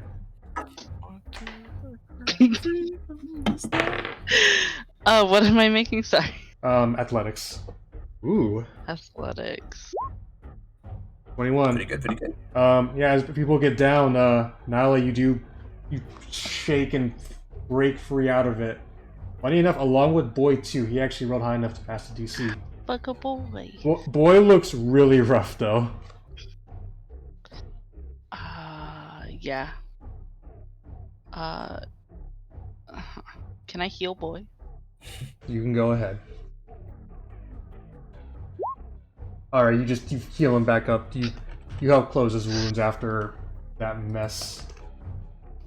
As everybody kind of comes down at this point, and to speed things along, Vars, since he actually went up, has a rope system set up for all of you as you all get back together, and Vars has a way for you all to get back up. Alright. Cool. So yeah, I just climb back up, I guess. Yeah. I pet the dog. I apologize very deeply to Boy. Boy, I'm so sorry. I only had 2 arms. I'm petting him a whole bunch. He doesn't understand what I'm saying. Roll me animal handling with disadvantage. Disadvantage? No. No. I can't believe you would drop with him. A 9, you pet him. He's not like Denver's a human. He could have taken care of himself. Oh. All right. So with a 9, he's not like gonna try and attack you, but he's definitely like. You've lost some standing with him, and at this point, he has Sorrin carry him back up the rope to. Nice. I am deflated. All right. As you think in the back of your mind, Balthazar, man, you just that goat like ruined everything for you. Yeah, okay. I was right to distrust the goat. I'm saying this as we're climbing up to everyone, just for ranting about the goat. Alright. Which is the goat anywhere nearby? No, it is. Is it the goat's fault, or was he warning us? Well, I think the goat was what caused the avalanche. He made a big fat bleep. I'm pissed at the goat.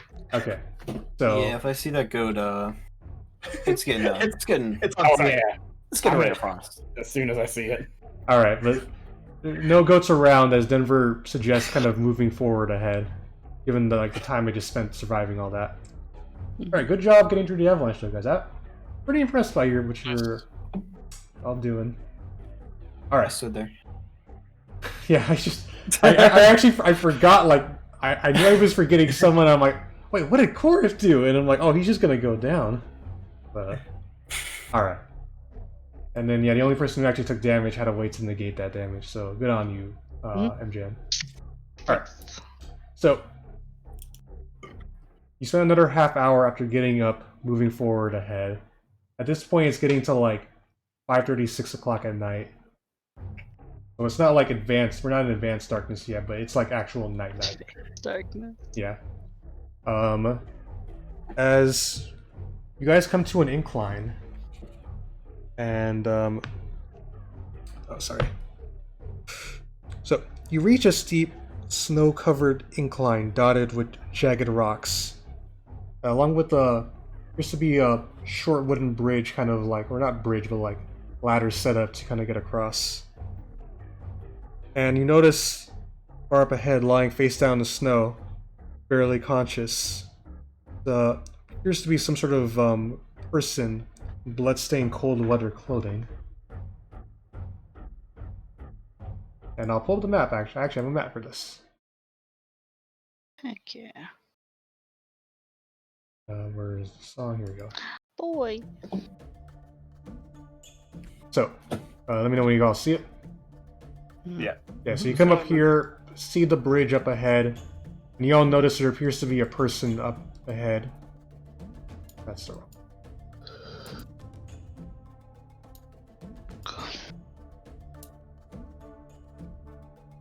Denver's just, should probably go get across now, shouldn't we? Mm-hmm. Yes. Alright. How dirty does this bridge look? This doesn't look like crap, but it's, Does it look sturdy enough to carry a 7'6" Goliath? Yeah, maybe you should go back. Alright, Well, so, I can Sorry. get one of you guys, one of the bigger people across. alright. Oh, yeah. I'll have Nayala roll me perception. Perception. I'll just Naruto 5. run across. Alright, you don't know much about what this bridge can do, and what did you Probably do? jump. What are you gonna do, Sorrin? I'm just gonna. See, I probably could jump it if I wanted to. Just going across. Oof. With enough Would running not fire, recommend jumping. Pretty confident I can do it. I think No. that Sorrin could do it without even rolling for it. I'm pretty confident if I take a look at the jumping rules, but we're not gonna do that.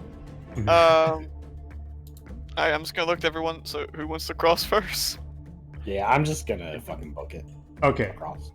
Yeah, does this look like a one at a time bridge? So, Well, don't run too heavy. Don't run too angry Alright. across the So, Vars, You angry?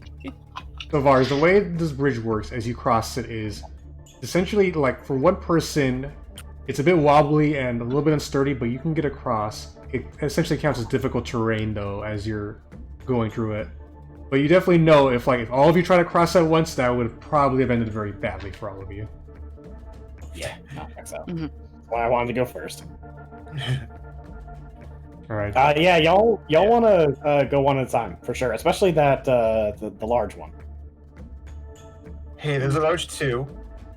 The large too. I'm like a foot All right. taller than you are. Yes, but I'm still big. Sorrin, with your light feet, Sorrin, you're able to get across relatively quickly. I think actually the big one should go last. All right, so then Denver looks to you, Correth, and me or you next then. You go ahead. Okay. Denver takes the time to get across the bridge as he kind of goes to check on person over here. I whistle and say, "Here, boy." Boy then proceeds to get across. As he's crossing the bridge, can I have Sorrin, Balthazar, Correth, and Nayala roll me perception checks? Perception. Oh. Okay. Wait, why'd you roll twice, Sorrin? Oh, that doesn't count. Oh, my fault. Yeah, you don't get no net 20. You still got a good roll. My fault. I didn't see my name in the queue, so I was like, oh, I'm gonna do it again. Okay. So, Just one higher than his other one. Yeah. Nayala, Correth, you guys are too busy, wondering how you're gonna get across this bridge. You too, Balthazar. Sorrin, You notice though, as Denver comes up to this person, there appears to be a creature kind of rising up from the snow back here. I'm just gonna call out Denver's name and say, "Watch out!" And good thing you did, because my friend, you see as emerging from the snow are these two creatures. As one of them pounces at Denver, but does not get the surprise attack. And I need you all to roll initiative. What the? Oh, if we have to roll initiative, I can't cross this bridge. That's unfortunate. Alright. Pull it up. And then roll for Denver. Denver's gonna be... 2 20s on initiative, huh? Yeah, but you have a higher attack, so you... Balthazar with a 20. Sorrin with a... no, that was... Balthazar, Sorrin with also a 20. Yes. Correth with a 6. Nayala with a 16. And Vars with a 7. Okay. And then Sorrin goes first. Okay. Alright, what is your dex, Sorrin? It is pretty high. It's 18 and plus 4 modifier. All right, and then Sorrin, you go first. Well, I mean, I guess I'm gonna draw my my blade, and I'm gonna run at whatever this thing is. This massive cat. I don't even know. Kitty. All right, give me a roll. Okay, here we go. Pop. 13 will hit it. Sick. We'll do this damage. Pop. Alright. And then we'll just do my next bonus action, this. A 12 will miss. Alright, well, we know it's exactly C. Alright, well, I will now, I'll spend the key point to get another one. Alright. So I'm down to... Oh my god. A 9 will also miss. That's it. And that's, Wait, does Flurry of Blows get you 1 or 2 unarmed strikes? It's 1 extra. I'm pretty sure. You can click it and check. Yeah. So immediately after I take, I spend 1, so I get 2. the original 1. Because I have to use... So did I get 3? So your attack action, I believe, is a short sword, correct? Yeah. And then through the martial arts, when I attack with a monk weapon, I can make 1 unarmed strike as a bonus action. Alright. Oh, okay, you're right. It would just... So you have So I would only get 1 extra by using clear. It just overwrites that, pretty much. Yeah, okay. Yeah. Alright. Yeah, Vars, you see Sorrin run up, stab this cat creature, and try and punch it twice, but it doesn't seem to go through. I do get to do this, though. If you made an unarmed strike, alright, so I have +2. Good to know. Alright. Next is the cat's turn. So... Wait, isn't that... Did he also go 20? They also got 20s, and they have higher dex than you. Look at that. That's fun. Yeah, that's why I had to ask Sorrin for his dex. Alright. The one in front of Sorrin that just got hit is going to bite him. We're attacking him. Me? Okay. That was an 11 to hit you, though. And you easily parry it. Yeah, that doesn't even hit me without the agile parry up. Alright, I hate to be that guy, but farthest he can get is here, though. Like, he's not gonna just jump over to his death. As what it is. This cat runs up to, noticing without dashing to get more people, noticing you, Sorrin. It's also gonna try and claw you, and it has advantage because it's flanking you with its ally. 16 hit you? No. Alright. You're able to parry both cats as they're both kind of jumping at you. Balthazar, you're up. Did I get the sense just now that this cat could, if necessary, cross this ravine? You have no idea. When I was moving? Okay. I'm just gonna dash across then. Alright. My dash action. Sounds good. So, yeah. This week, yeah, Which, just to make sure that's... So, there you go. 5 feet, and then... It'd be 30... Yeah. Sorry. Well, My thing's acting weird. Okay. Yeah, I'm gonna get right there, I think. So I know I can't attack, but if you run across the bridge, I'm gonna need you to roll me an acrobatics check, so without breaking parts of it. Otherwise, you're gonna have to treat it as difficult terrain and then lose half. Okay, 18, you're fine. Okay. Put yourself where you wanted to be with your dash. Alright. My thing's acting weird. Okay, I'm just gonna go right there. Okay. And yeah, I think just end it there. I don't think I'm gonna rage just yet. Okay, sounds good. Yeah. Balthazar, lightly crossing it, fearful of breaking it, is actually able to kind of walk across it pretty well as he makes it to the other side where the cat is. Now we go to Nayala. Yeah.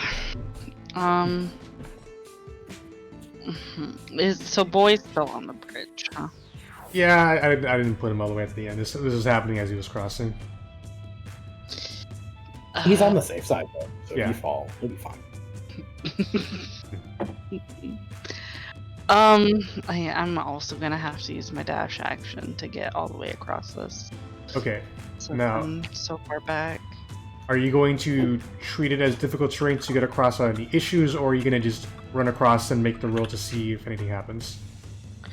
I'll treat it as difficult terrain. Oh. Okay, so you're only going to get like part way across the bridge then.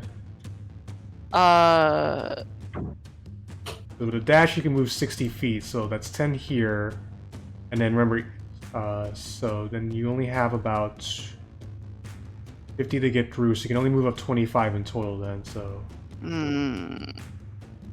You would be right around where my arrow stops if you dash. Yeah. Hey, yellow. Correth, about that step. I got you. If you stand about here, get you about there. All right, that sounds good. I'll walk up there. Huh? All right. You still have your action though, because it's only like moving there was only like what 30 feet. Yeah, 25. Yeah, let's see what I got. Stand there Hold it. menacingly. I mean, I don't need to. I can just I'm gonna hit Red Kitty with the Sacred Flame.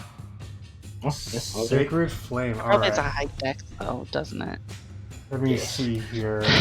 That's the only thing I can hit it with at the moment. Twice. Okay. So, actually, Nayala, you'd be the only person who may know what these things are. So roll me a nature check as this is happening. Ooh. Nature. With an 11, you've heard of these creatures before. People of your tribe have spoken of them, crag cats. And Brag. they've always say to be very careful with crag cats, especially with magic. And unfortunately, with 11, you didn't realize that until right now, as you throw your sacred flame at it, the crag cat you target easily parries out of it, and just as suddenly, as if kind of like Avatar: The Last Airbending style, your sacred flame moves around it and then comes launching back at you. I need you to make me a dex saving throw. Oh, cool. Jesus. Really glad it wasn't my turn yet.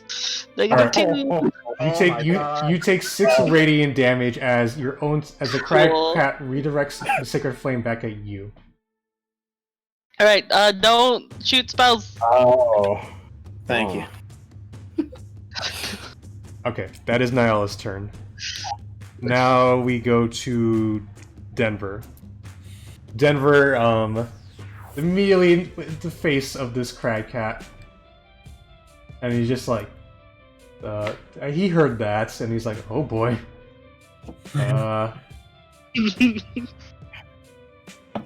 Denver the wizard, in a bit of a pickle.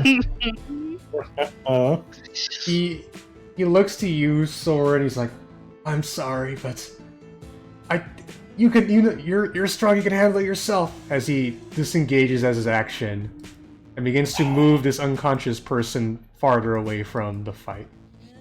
Good call. I'll take that. Yeah. I don't even acknowledge because I'm too busy trying to not die. Okay. That is Denver's turn. Boy is now up. Boy going to could help Balthazar. Gonna help Sorrin instead though. I feel it. I feel the. Okay. Cold shoulder. Boy is going to attack. Bite. Boy got a fucking nat 20. Hell yeah. Fuck yeah, boy. All right. Bugga boy. Best boy. One might say. He does 15 points of piercing damage on this cat. God damn, boy. Like the crab cat yells out in pain as boy just bites it right into its leg. Now it needs to make this pass. Oh, it does pass. Yeah, boy is like just struggling with this crab cat, but the crab cat is just standing by, holding its own though. All right, that is their turn. Well, that's boy's turn. Now we go to Vars. Okay. So that's any magic, right? We've determined. I mean, you're not 100% sure, but We haven't really determined anything. Okay.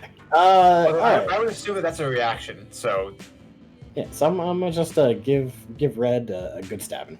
all right. 18 will hit it. That's 8, and Good then shanking. sneak attack. There you go. And are you Gonna gonna do hold your my other weight. thing? Oh. I heard it, so good enough. All right. So that will be Vars. We'll go. Walk back one step though. Oh. With the bonus action. All right. Bonus action engage. Come up, stab it, and run right back. All right. Mhm. Now we go to Correth. So my turn. Yes. Let's see. I shall move here. I'm really curious about something. Okay. So, I'm gonna use Careful Spell. All right. Okay. And then I'm gonna use Shatter. The Careful Spell targeting only Sorrin.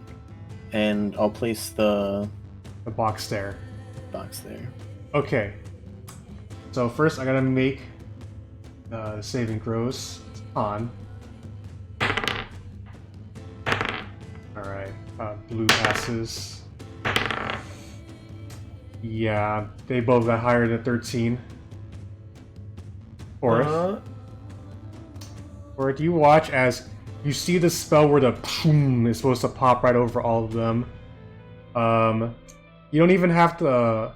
Actually, Sorrin, roll me a con save too. Oh wait, no, you gotta max. But funny enough, Sorrin, you don't feel any damage as you see as the blue cat, the blue crag cat in front of you, its eyes just flash. As I need Correth and Nayala to make me a con saving throw. Oh no! What have you done? that's great though. I should have teleported you first. Okay, you both pass, but you still take 10 points of thunder damage as the shatter pops over where you are instead, Correth. And then, Yes. Yeah. I will be nice and say, because it was over here, it hits over here, so it doesn't hit the bridge, so it's lucky, but... You both... So then I'll say, sorry about that, and then use my bonus action to spring face step Nayala to 30 feet. Alright, so put yourself there, Nayala. Alright. Yoink. So Nayala, after having your own self come back against you and then shattered, you now are on the other side of the bridge. Mm-hmm. Alright, that is Correth's turn. I'm here. Looking not great. Sorrin, you are up. Okay, yeah, so I'll just focus on the blue one still. Alright, give me a roll. Oh. Boop. 23 will hit it. Boop. 8. Boy. Yeah, we'll do the 2 unarmed strikes. These are my last key points, so. Okay. Boop. 14 will hit it. That. And before I'll be nice, and before you're... Oh. Okay. Oh, sorry. So, you stab it once as it yelps out in pain, and then, like, basically kind of, like, hit it right in its neck, punch it right in its neck, and you hear something snap as this crag cat goes down. So, and I'm assuming using your other unarmed strike. Yeah, yeah. We'll just transfer that to the red one. Yeah, 25 will hit, so give me your damage. Ooh, 8, nice. As you then proceed to roundhouse kick the one behind you. Sick. Alright. Balthazar, you are up. Wait, sorry. Is it not the cat's turn? Yeah. Oh, wait, that's right, it's cat's turn. Thank you for reminding me. Yes. The cat... I mean, I hate to just kind of like body Sorrin, but I feel like, actually, wait. It's only fair. I mean, I just killed its friend. No, this is what it would do. It's gonna try and bite Sorrin. And that's a natural 20. Hey. Oh, buddy. It was gonna be. I was gonna go for Vars instead, but you offered. You take 13 points of piercing damage as it just bites you right across the shoulder. Okay. All right, but that is all it can do for right now. And yeah, it's gonna stay where it is. Balthazar, you are now up. Alright, I'm just going to... I'm not going to rage because I don't think this thing has that many hit points. I'm just going to reckless attack. Okay. With my great axe. So advantage and... 18 will hit. Yeah. Alright. Just 11 damage. Yeah. You rake it... and then... Sorry, go on. But you rake it right across the chest, but it's still standing. Alright. I'm not going to rage. Nayala, Would you like me to be in front of you? Are you hurt? I am hurt. Alright, I'm going to step over in front of Nayala just to try and be a human shield. Okay. Sounds good. Nayala, That's going to be my turn. You are now up, Nayala. Oh, it's my turn. Yes. Cool.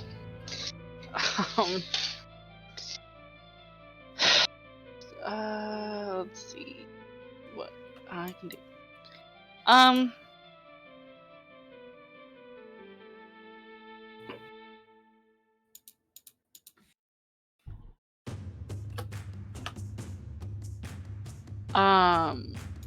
The boy over here, does he look stable? You're not sure who that is, but they just seem to be unconscious right now. But Denver's taking care of it. Okay. Unless you could spend some. If you want to heal them, you can. No, I just wanted to know if they were stable. Like, were they currently dying and need help? Doesn't look like kind it. of thing. Okay. I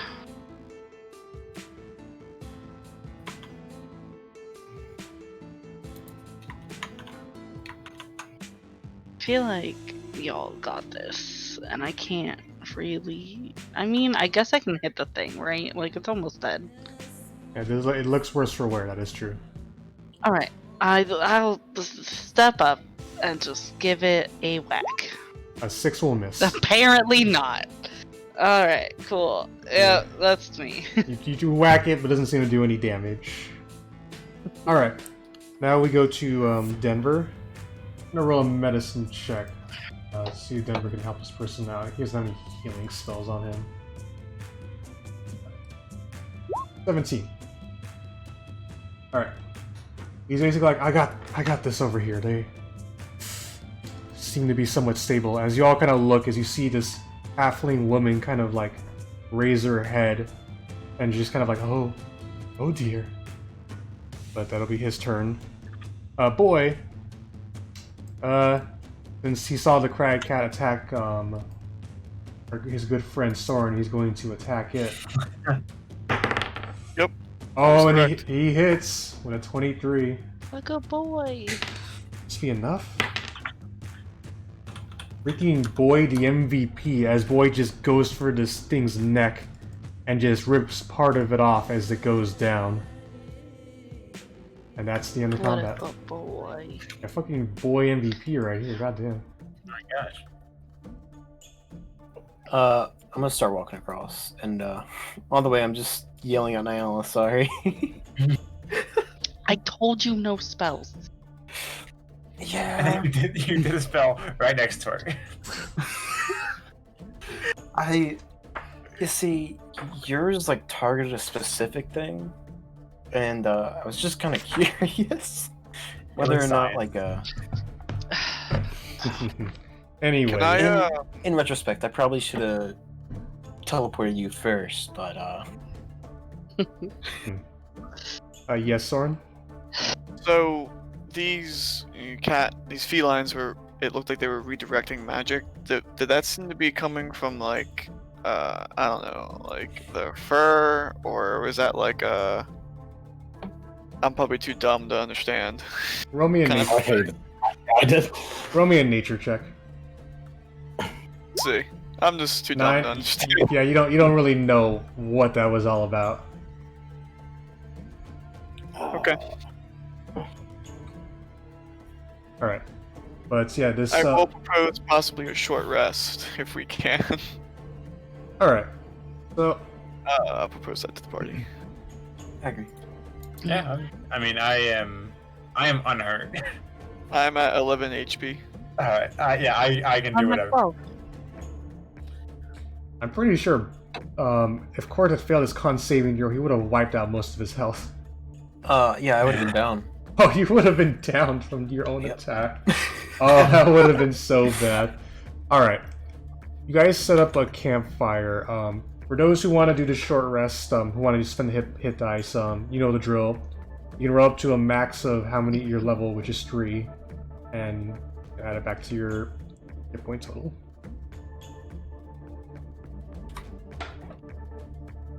Can I, since I'm not really doing the hit dice thing, can I make that same check that Sorrin made for the fur? Sure. I also would like. Hey, Alright. What was it again? Was it nature? Both, yeah, 2 nature checks from the both of you. sick. Okay. Back up to full off of those two. Just so you know, I do get I'm face step back for gonna short leave it rest. there. And I got Alright. my key back. Okay, both of you get your things back. That's good. You're not too sure, Balthazar. Vars, from what you would assume, given how like creatures work, this seems to be more of an innate ability rather than just if I rip the fur off, I'll get the ability. It would have been cool. It would have been cool. Yeah. Boy, Do I feel like the fur would sell for a lot where we're going back to? intelligence check with advantage, because Oh, I'm gonna need it. you've dabbled in like selling things and whatnot. 16. You you have never really seen these things before, and they probably would actually maybe sell for a good amount, or even look nice too. Like their fur is pure white.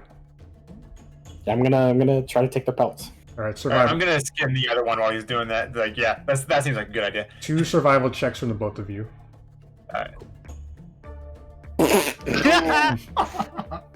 60. Okay. I Vars. cut my finger. No, Vars. As you're trying to get this thing's like fur like out properly, like between Boy eating it and like you doing it, like you just get like rags of like wet fur. It's totally unusable. Balthazar. That's fair. Mark in your inventory,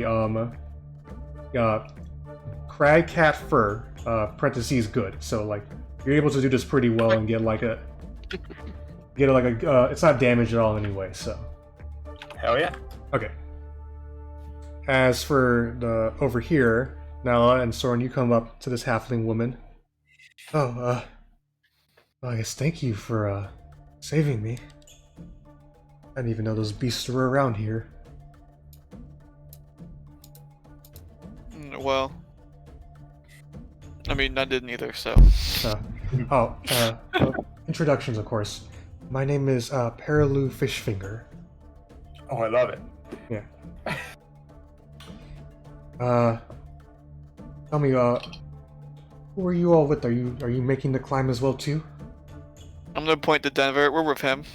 Denver just was like, yes, madam. We are here searching for a Mr. Garrett Velerin. You wouldn't happen to know him, would you? At which point she, Maybe perhaps this dog. Perilou looks at the dog and is like, that looks like one of the sled dogs I did travel in with, yes. Oh, and as for Garrett, he was actually the guide for me and my friend's expedition.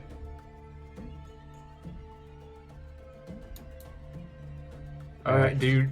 I assume I'm done and can join. Yeah. Alright. Bloody. You- Oh. What happened? Yeah, the fur is like kind of draped over me, still bleeding a little bit. What happened? Do you know where they are? What happened to you? Oh, it was quite a dreadful thing.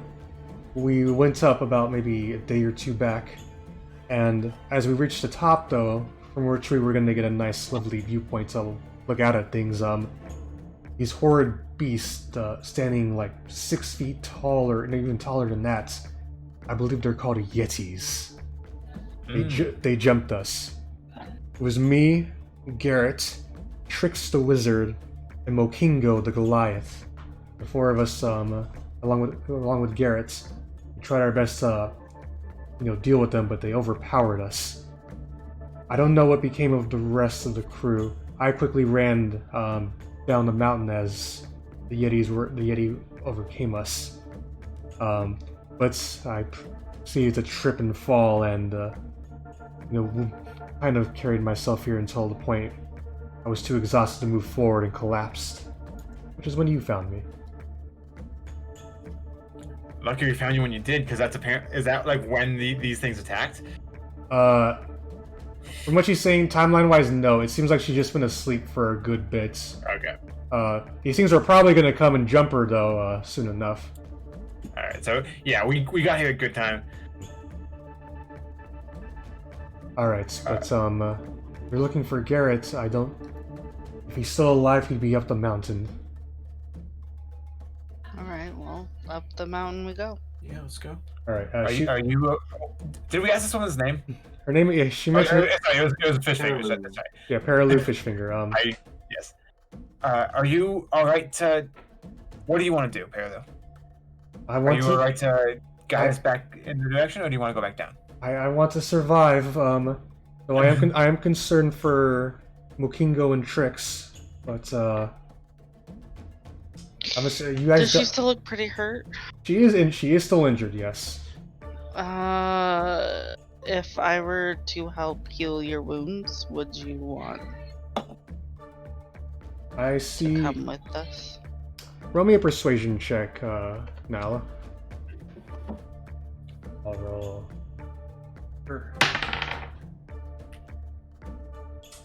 Well, she beat you out, so I was like, unfortunately, as long as you can make sure my friends are alright, that's all that matters. I can tend to my wounds down the mountain. Plus, I probably need to rest too, given everything that's happened. Is the campsite still back down there? It is, with the dogs still there, I'm sure. Okay. I'm going to head back down if you don't mind. Absolutely. I don't know if you wanted to go alone. I was just making sure that you were fine. If you see any goats, don't be very careful. Murder them. Run. Straight up murder them. Alright. Good to know, as she pulls out her club and begins to cross the bridge. Good luck. Thank you. Alright, so you guys spent about a good hour with a short rest. At this point, it's getting to 7 o'clock at night. It's getting a bit colder out, but you have your coats, and it's not like too bad out right now. But you do know you do need to. If you stay out here when it gets into like the real bad hours, then you're probably gonna have a bad time. All right. You guys move forward. Yeah. Yeah, move forward. I think I'm gonna be on the lookout for like a potential shelter type thing, because we don't have like tents, do we? Not really. You didn't bring that with you. You can make. Yeah. You have Denver has the wood to make a fire, which is kind of what you all did. Yeah. But anyways. Yeah, I'm looking for any like caves or something that we could hide out in if it gets dark enough and we just need to camp for the night. All right.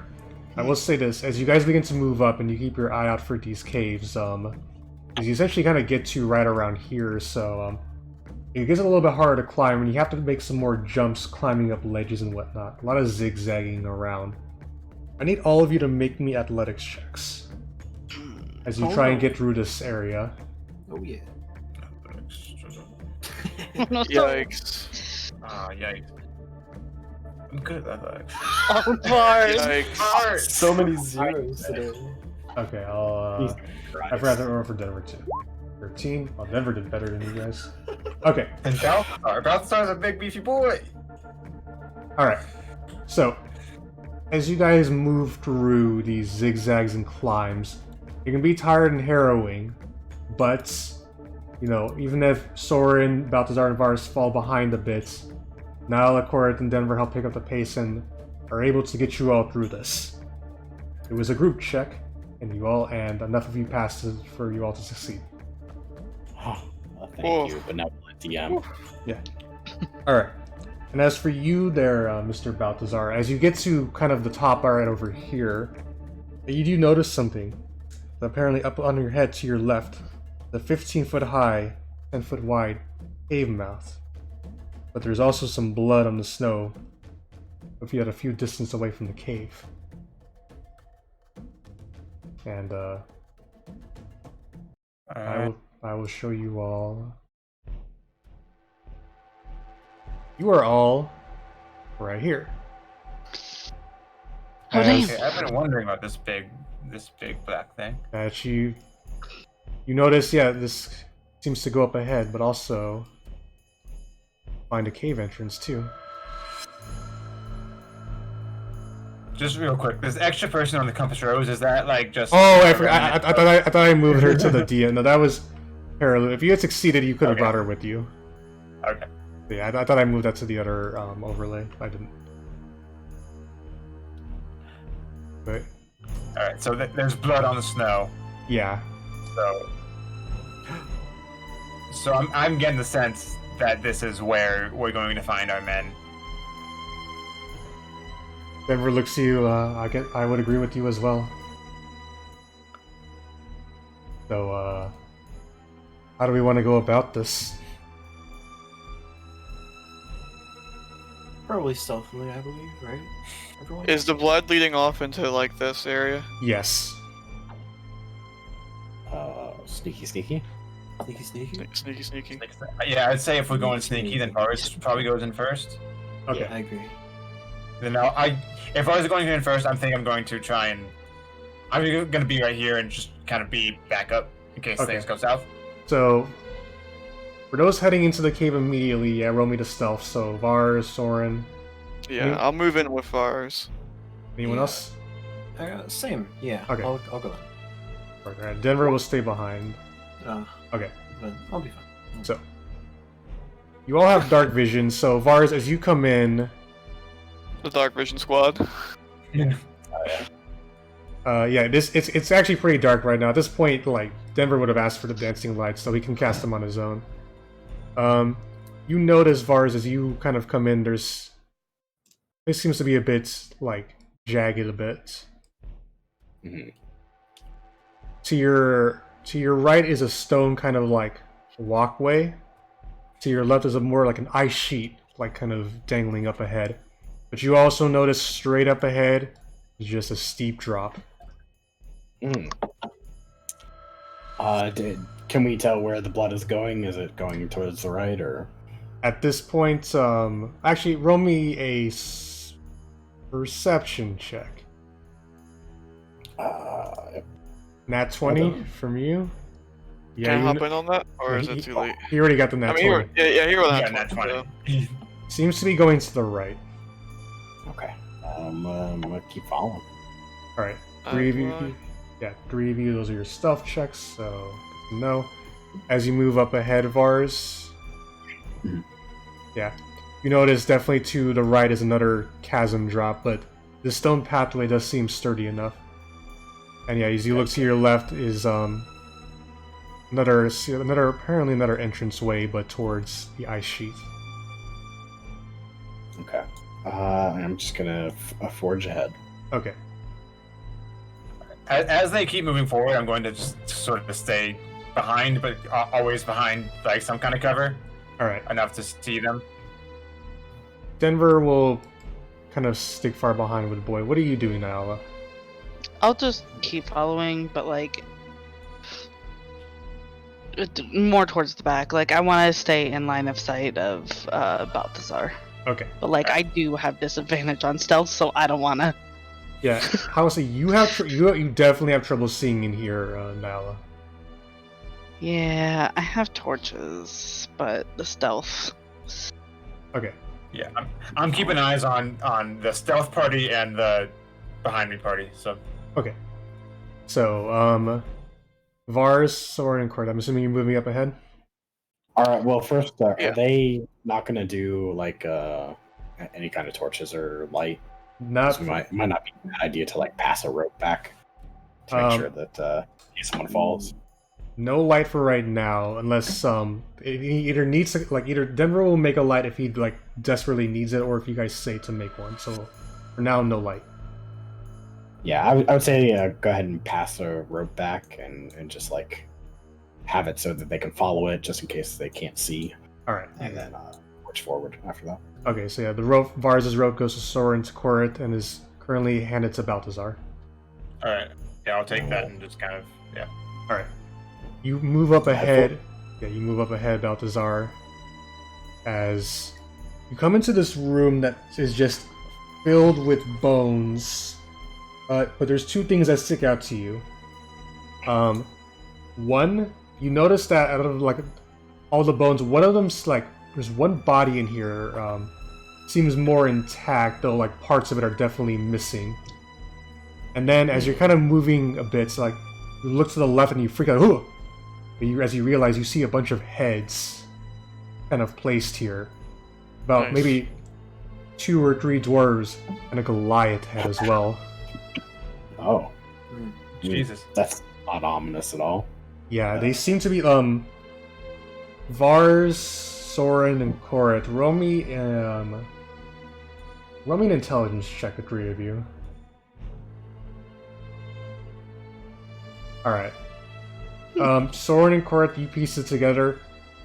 Like, those heads are kept there as if they're like trophies, like kind of mounted on the wall for fun. As for the rest, so this seems to be what this room is for. But the 2 of you also realize with those intelligence checks, it's dwarves and 3 dwarves and a Goliath. No human. Yeah. Alright. What would you like to do next? Keep on going ahead, I think, unless anyone else wants to do something. Alright. Yeah, I mean, just keep going. Like give it like a peek around this corner, make sure there's Alright. no one can see. The 3 of you roll me perception checks.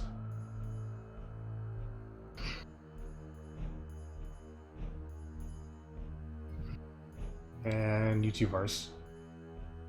I did? Oh, No. Oh, there it is. There- Okay. Yeah. Weird. Vars and Sorrin, since you guys are close up yet, you hear the sounds of what appears to be some munching. Some, like, you hear some, like, noises as well. And then you kind of hear a, as, you look ahead, you put your head up forward, Vars. If you put yourself right there, I'll count the stealth check you have currently. Make Yeah. one roll. Yeah, they don't notice you. Alright.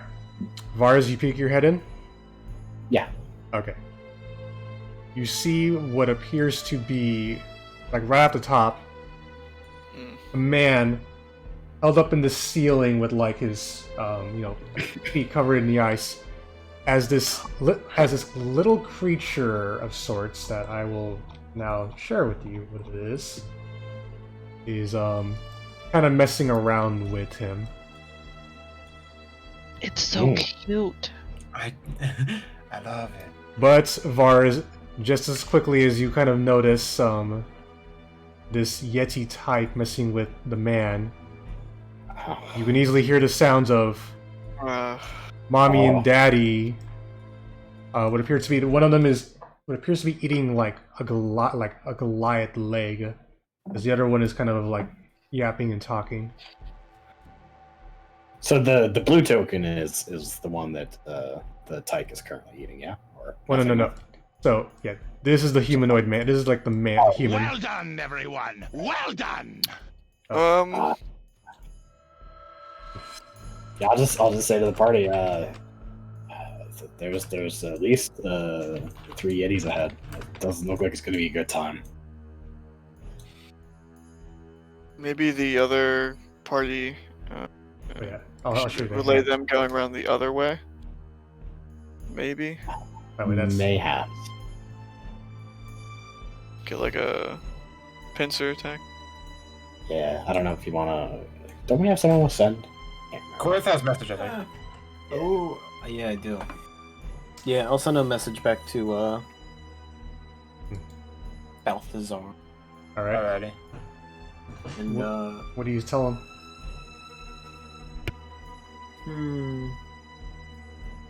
Yeah, I'll just say take the left path.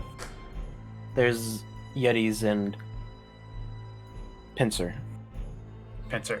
I think I understand Pincer immediately. Yeah, I'll whisper to these guys about that plan. I don't know what they want to do, but I am down to try for this ice sheet when it comes to time. All right. Oh no. I like how we the biggest people over the ice sheet. Yeah. Okay. Denver agrees. Boy will come along with him. We're crossing the ice sheets. Kind of the same as before with the bridge. If you you can go across this difficult terrain and not risk breaking it, but if you run across or do anything with it, you'll have to make a check for triggering something. You can also tell it could also be easily broken too. Like with the right spell, it'll probably come crashing down instantly. That could be useful. If I still have, do I still have the message active with Correth? Can I still communicate with him? Let's see. You can reply as well too. Yes. Okay.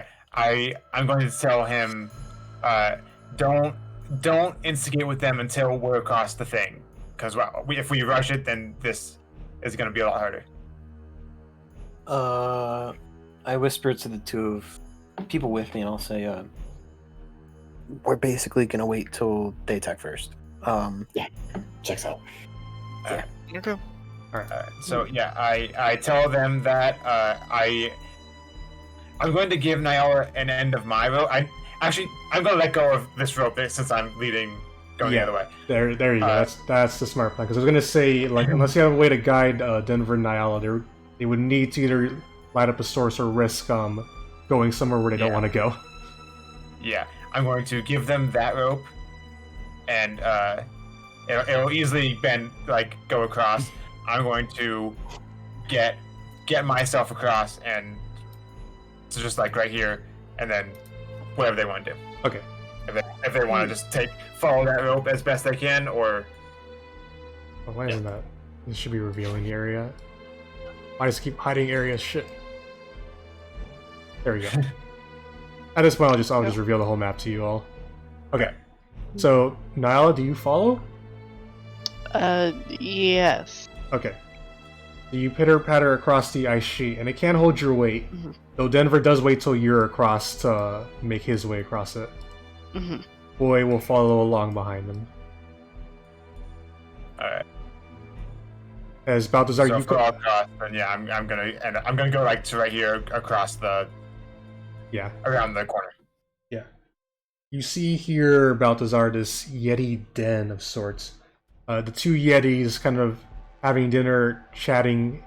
No one here speaks Yeti, so that's not really gonna be. Is that a language? Yeti is actually a language. Actually, let me. Balthazar, Denver whispers into the two of your ears. I do have a spell I have prepared known as Comprehend Languages. Oh. If you want, I can try and figure out the make of their conversation. That sounds like it might be pertinent. Okay. So since you guys want him to, he will cast the spell Comprehend Languages. Another spell slot. So you guys just sit there for like 5 minutes as Denver is just kind of. It appears that the male yet the female Yeti is wondering when the male Yeti is going to get some more food, especially that they're about to finish their Goliath. And the male Yeti is saying they don't need to worry about food for right now because they have the human, as he points to. You guys see the man kind of dangling up. And then the female Yeti is saying that he wants to save the human not as food but as a plaything for their son. As you can hear, it's like here's the Yeti boy, the tyke of sorts. He's just kind of messing around with him. He's just hitting him like a punching bag and like fucking around with his hair or something. As he's just kind of mimicking like he's doing that. He's grabbing the man's arm and he's just putting it through his face, saying, "Why are you hitting yourself? Why are you hitting yourself?" The man can't do anything to stop him because the point is though they're hungry. They're hungry, and it doesn't seem like they're gonna let the man go just yet. All right. Does Denver have message or anything like? That's no. His cantrips are minor illusion, dancing lights, prestidigitation, firebolt, and mending. Okay. All right. So I think I'm just going to because I told them to not attack until we attack, right? So yeah. Basically, I'm just going to attack. I'm gonna converse with my party. Mm-hmm. Cool to attack. Oh wait, Denver looks at you. I can give you one more bonus, Balthazar, the same one I gave to Sorrin. I can make you invisible. The moment you attack, you will be. It will know you're there. Real quick, this right here. Is this like a cliff? Do I have upper ground? It is a ledge. Yes, it's about 10 feet up. Though the male Yeti here has is like. He's just kind of laying off to the side of it as if it's kind of like a thing he can just like rest on. I think save your spell slot. I'm just going to attack. I'm just going to attack this blue Yeti right here, the male Yeti. Mm-hmm. And kick this whole thing off. Okay. Sounds good. I feel like I already have advantage on or some kind of. You would need to make a stealth check to just walk up to him, though. Can I just, instead of that, what if I were just to cast like a spiritual weapon in the middle of the room? So. I mean, so then, yeah, I don't know. That will alert them that there's something there. Yeah. I mean, But like that'll also alert our other team that it's time to go. That it's go time. Okay. Right, without like I don't know. That's up to you. I mean, it's up to you if you wanna sneak up there and. I feel like we get the surprise round. Actually, do that. I don't need a surprise round. I'm pretty good. No surprise. So yeah, do that. Act as a signal, and then I think that'll be our go time. All right. Is this what you want to do, Nayala? Yeah. Okay. So click the spell. All right. Well, that was the. Okay, that's good to know. There we go. I just mark where you're putting it for me. I'll just draw it, I guess. Yeah. That way if you draw, you can move it too. So that helps me out as well. 5 feet, yeah. Yeah. Oh, that's what it looks like. Okay, and then you got a 16 to hit the red Yeti, or the Yeti with the red dot, and that does hit. So give me the damage. 9. Okay. For that, as Vars, Correth, and Sorrin hear the kind of as The Mama Yeti yelps out, "Ugh!" I need everybody to roll initiative. Alright. Initiative.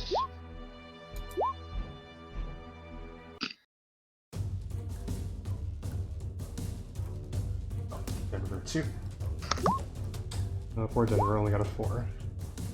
Sorrin with a 10. Balthazar with the 5. Hopefully these Yetis don't roll high. Correth with the 14. Nayala with the 9. And Vars with a 16. Vars, you go first. Holy shit, it's a miracle. I'm gonna take a shot at the Red Yeti. Okay, you will need to move, you will need to move up here to do it. Yeah. Alright. Give me a roll. A 19 will hit it. No sneak attack though, because Spiritual Weapon does not count as like a physical ally. Alright. Yeah. You go up and you take the shot, and it hits. That's me. I guess I'll finish my move. Alright. Correth, Correth, what is your dex modifier? 3. So +3? Yes. Okay. Let me just check something. Alright, Correth, you're next. Okay. I shall come out to here, and then Chaos Bolt the red one. Alright, give me a roll. An 11 will miss. Roll a coward. I'll use my favored and add a 2d4. Does that work for attack rolls? Can you click it for me just so I can make sure? Oh, actually, yeah, you can. So yeah, roll me 2d4 then.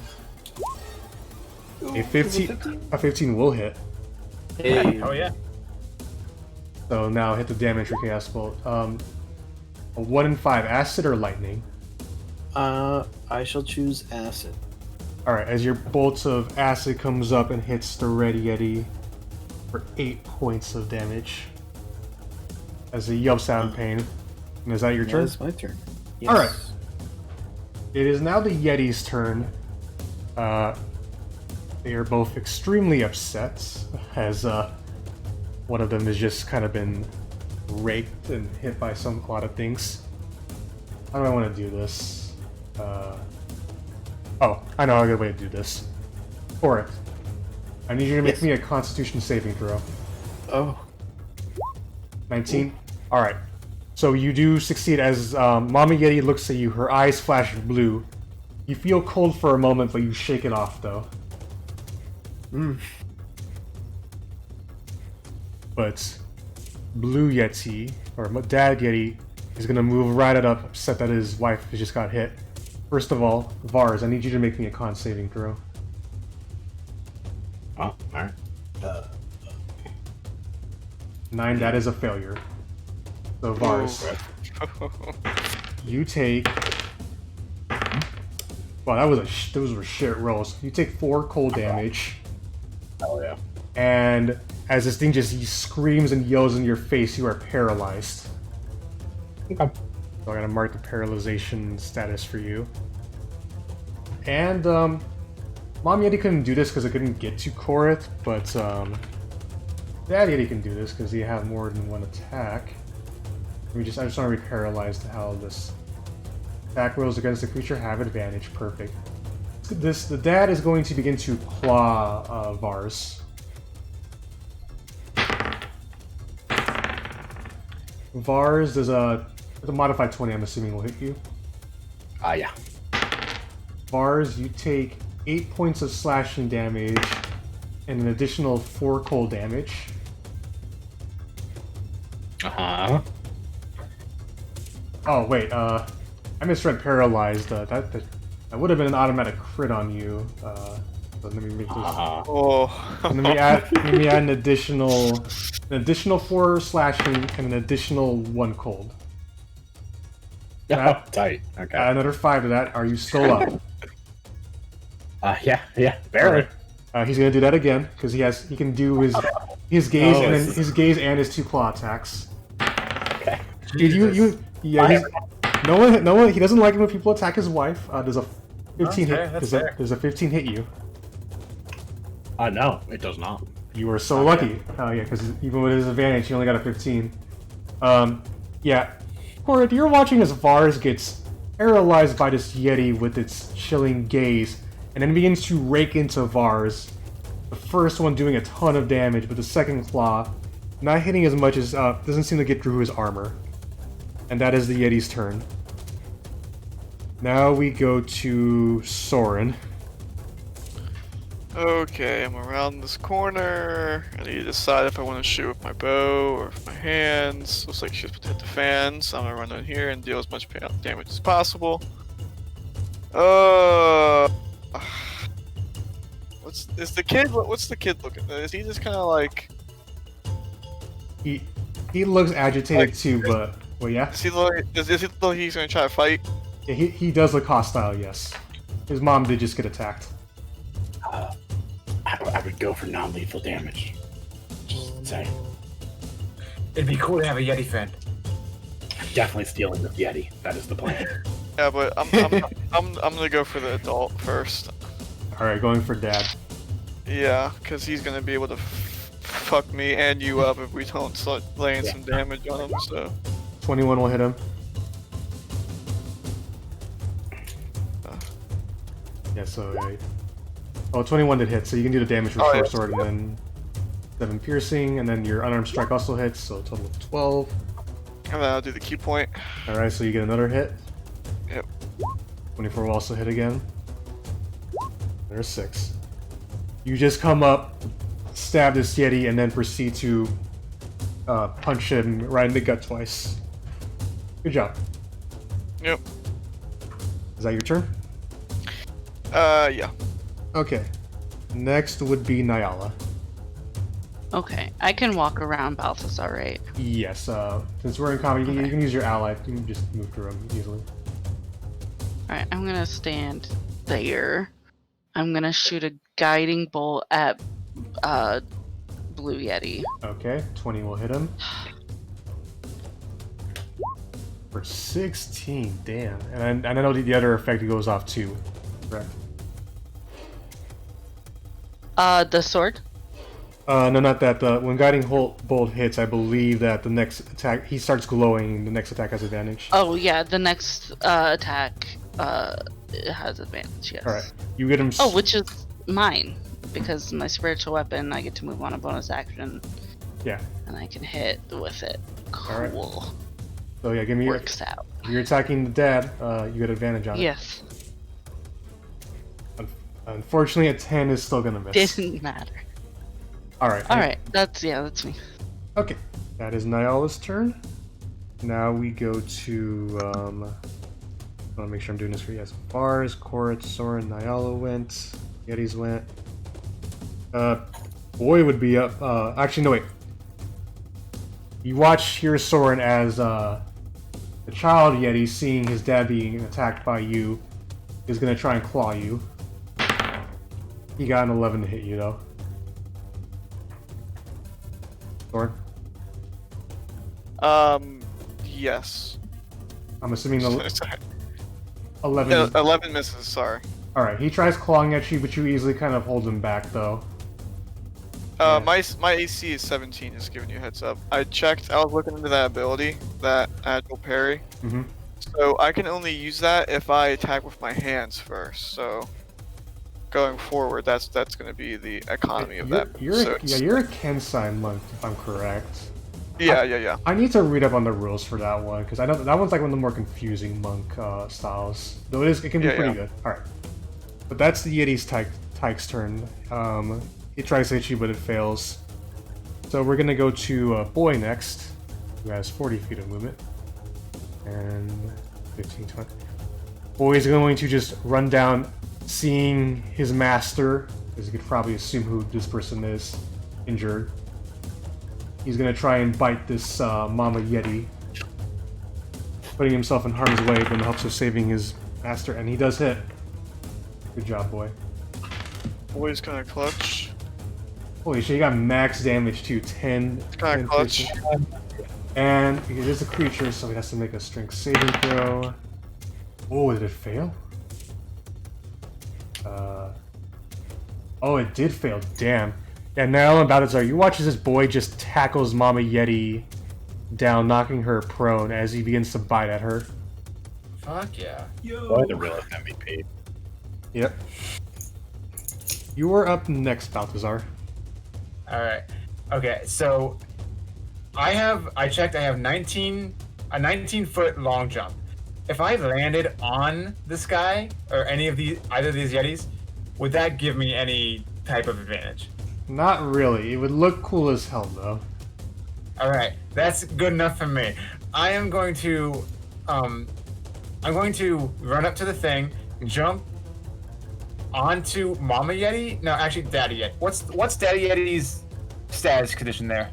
They both look around the same. They're both pretty injured, but they're not like about to keel over and die. Okay, I am gonna jump onto Daddy Yeti. Okay. And can I rage while I'm jumping? It's a bonus action. As a bonus action, since raging is a bonus action, I'll say yes. All right, hell yeah. I'm going to rage, so I'm going to roll my thingy. Okay.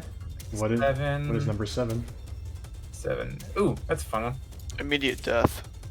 It just gives them difficult terrain. Okay, and then, so you would put yourself right here, if I'm correct. Yeah. Okay, and then we just see difficult 15. Alright, yeah, flowers and vines like go shoot up all around, and the Yetis are now kind of caught in difficult terrain. And then you still have your action. I want to say that like under my friend's feet, like little like lily pad flowers sprout in the vines, so that they whenever they step like that, it sprouts up right under them. Okay, that's for the fun of it. 16 will hit, yes. 16 hit. Yeah. All right. +2, so 10. All right. You get a nice cleave on his back. Is the Daddy Yeti just yelping out in pain? All right. And then, am I still on top of him? Is that all copacetic? I'll be nice and say, yeah, you're still on top of him. I don't know what that's gonna mean, but hell yeah. Okay. Denver's turn. Gonna move up 5, 10, 15, 20. He's going to spell slots. He'll do. I'll let him do. He's gonna do magic missile on Daddy Yeti. I think that's what everybody's kind of aiming for right now. So that's 3.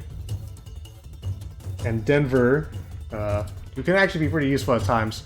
You watch Balthazar as 3 magic missiles kind of encircle around the Dad, hitting in his side, shoulder, and then head as the Yeti collapses.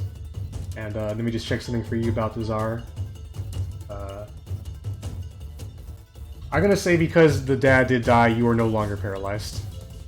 Because he was the one who paralyzed. You mean me? Yeah, you. Oh, it was Vars. As the Dad goes down. Alright, that's Denver's turn. Top of the round. You're up, Vars. You're no longer paralyzed. Alright, so I'm gonna head over here. And I'm gonna give Mama Yeti a good old stabbing. Yep, as she's lying prone on the ground with Boy on top, you get advantage on the attack. 23 will Didn't hit. need it. And sneak attack. That's gonna go to the baby Yeti. Oh, as you hit the Yeti Tig right in the face. Alright. You go in and you just... yeah? It does... How's she looking? She looks terrible as you just pierce her, like, as she's on the ground, though. As your bolts just go in and blast the Boy Yeti in the face as he yelps out in pain. Cool, I'm gonna bonus action disengage and just, go there. Walk right by the corpse, alright. Yeah. Correth, you're up.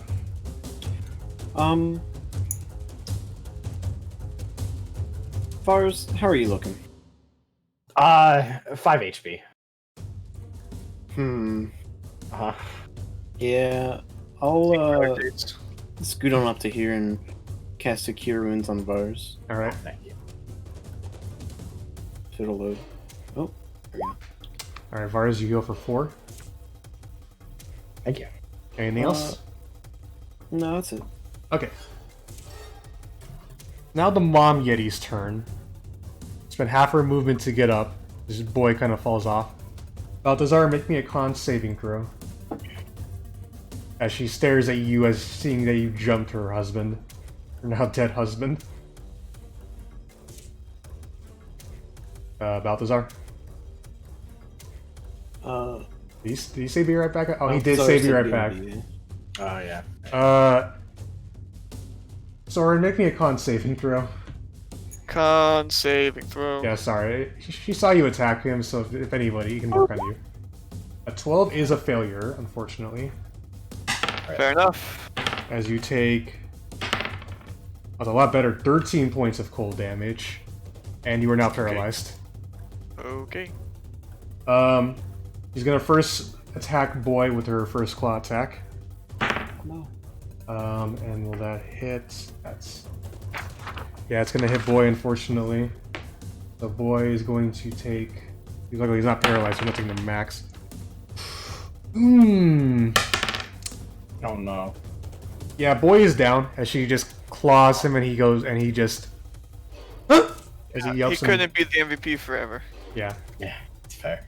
Moves on up, and is gonna claw... Can they there with the magic sword in the way? Or Yes, not take because space? magic sword is... To make things a bit more simpler, I'll just put her here. Okay. Alright, Good. she's gonna claw you with her second attack, though. Oh, that's a natural one, though, so... You easily duck... She accidentally claws her dead husband's corpse. Rip. Alright, Horrible. that's her turn. Balthazar, you missed, yeah. Papa Yeti was killed by Denver. Sorrin is paralyzed, and Boy is, currently bleeding out. Oh no. Alright, but that is the Yeti's turn, so now we go to... Yeah, it's, Nayala. Oh, no, wait, sorry, wait. Wait, sorry.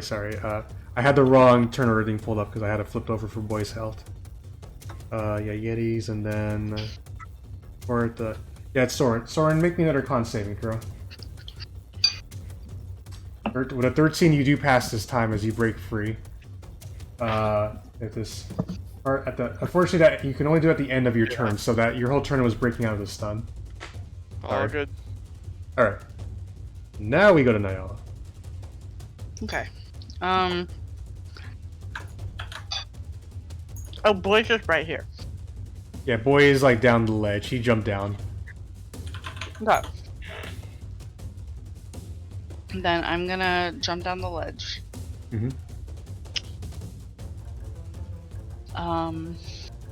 And heal Boy. Alright. Go for Boy. He gets still on the ground prone, but he's not bleeding out anymore.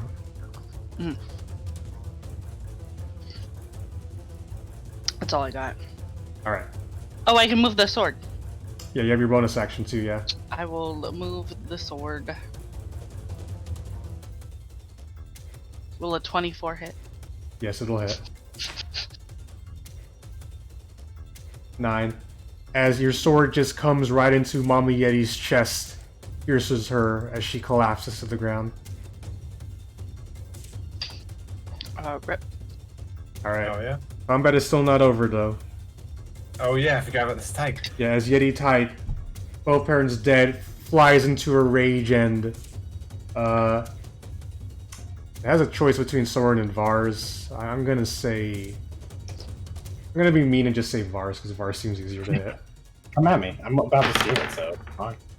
It got a natural one. It's so sad its parents are dead. It's like, it's just swinging wildly and misses you entirely. Okay.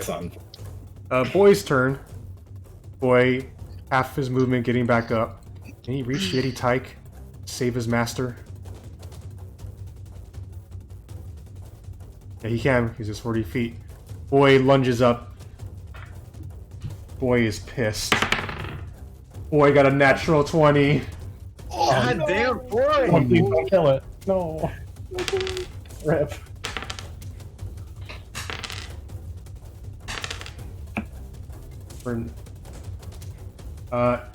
Yeah, unfortunately for you, Vars, Boyd is a dog, does not give a shit, and he sees his master being tormented by this thing.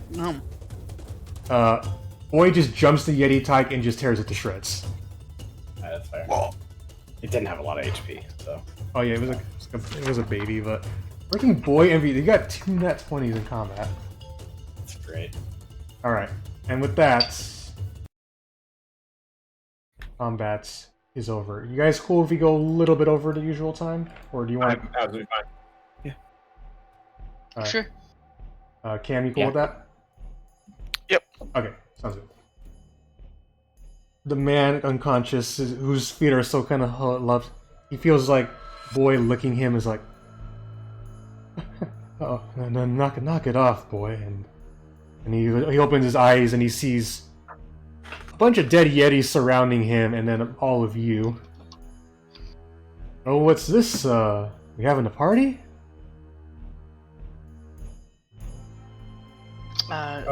Yeah. You missed the party, actually. Are you okay?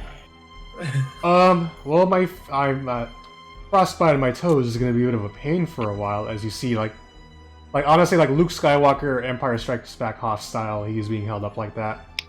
And I am pretty tired because I haven't really had a good rest. Exhaustion's kicking in already. But Would you like one of these tauntauns? I mean, yetis. They smell even. Who thought they smelled bad? On the outside. Alright. Alright, if you want to help him get down, someone roll me athletics check to kind of... I'll do that. I assume I'm done raging, but I'll do that. Yeah. Okay, on 11, you get him down as he kind of comes down to you. Ah, thank you. It's gonna be a pain to walk, but name's Garrett Velrin. Hi, Garrett. We were sent up here to come looking for you. We ran into one of your compatriots down the mountainside. Which one? I know Paralu. Fish fingers. Oh, yeah. The halfling? I'm glad to see he's still alive. Shame about poor Mokingo, though. Yeah. Well, there was another one though, wasn't there? A wizard? Trix the wizard. That's right. If she's not... Was he a dwarf? Because we got some dwarves. No, she was a female tiefling. Alright. If she's not... I will just tell you right now, because I know you guys are gonna like think like 20 different conspiracy theories. It honestly just pure coincidence from what the book. I was me. like, wait, all right, what color was this tiefling wizard? No, she's red tiefling. Yeah. The three of them they were a nice crew. They wanted to explore the mountains, do that usual rich boy thing, and I thought I could help them out, but I didn't know Yetis came in recently. The dwarves would have told me back in the valley, but no one was there when we came in. As he begins to kind of like rub boys is like so happy to see him. He's like, "Oh, aren't you a good boy? Yes, you're a good boy. You did a great job killing that baby Yeti. Good job, boy. You raised a good dog. I know. The best boy. All right. If Trix the wizard isn't in this cave, Mokingo got eaten and Paralu's elsewhere. There is one more area to check. I just want to be sure. I don't want to leave a man behind, if you know what I mean." Absolutely. Mm-hmm. All right. So No loot left behind. It's my policy. yeah. As you guys begin to leave the cave, he does ask, "By the way, who asked you to come search for me? Was it my lovely husband Keegan?" It was? Oh, Keegan, you really are the best. So, Before we leave, is there anything we can salvage from these Yetis? like, Probably Yeti first. if you want Yeti fur and Yeti parts, you're gonna have to roll me survival checks. If you want to search for anything else here, you gotta roll me investigation. I'm going for Yeti parts, I think. Okay, so roll me survival. Okay.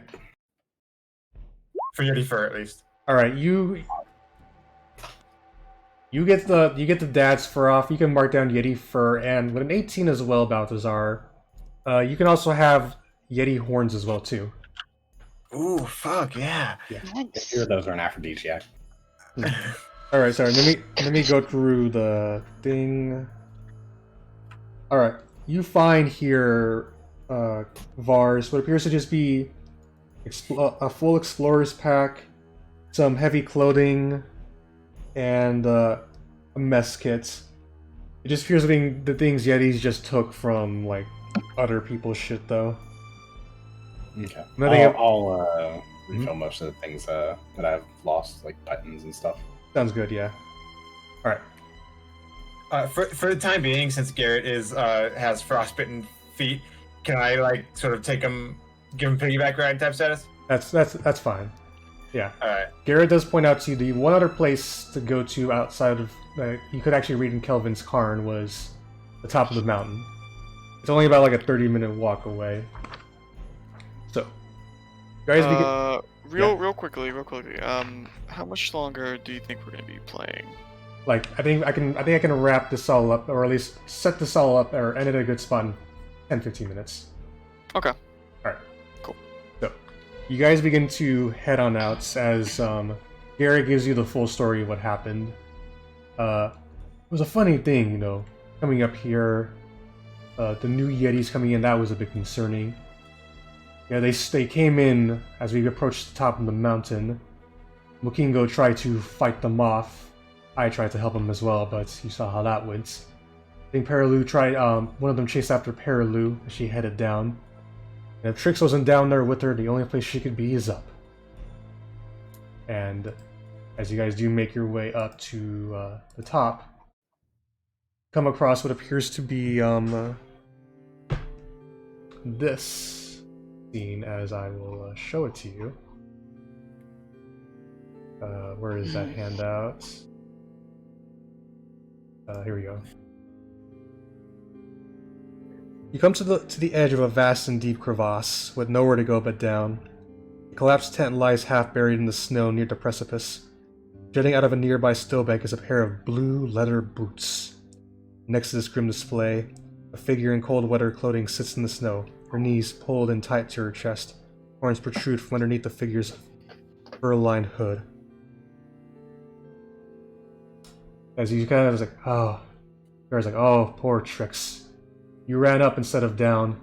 If you spend at least one night up here without the proper materials, you're gonna freeze to death. Such a shame.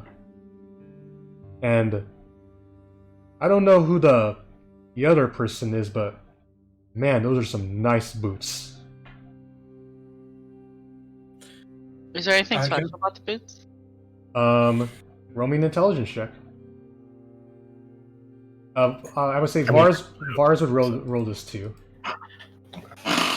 Intelligence is that? Yes. 7. Yikes.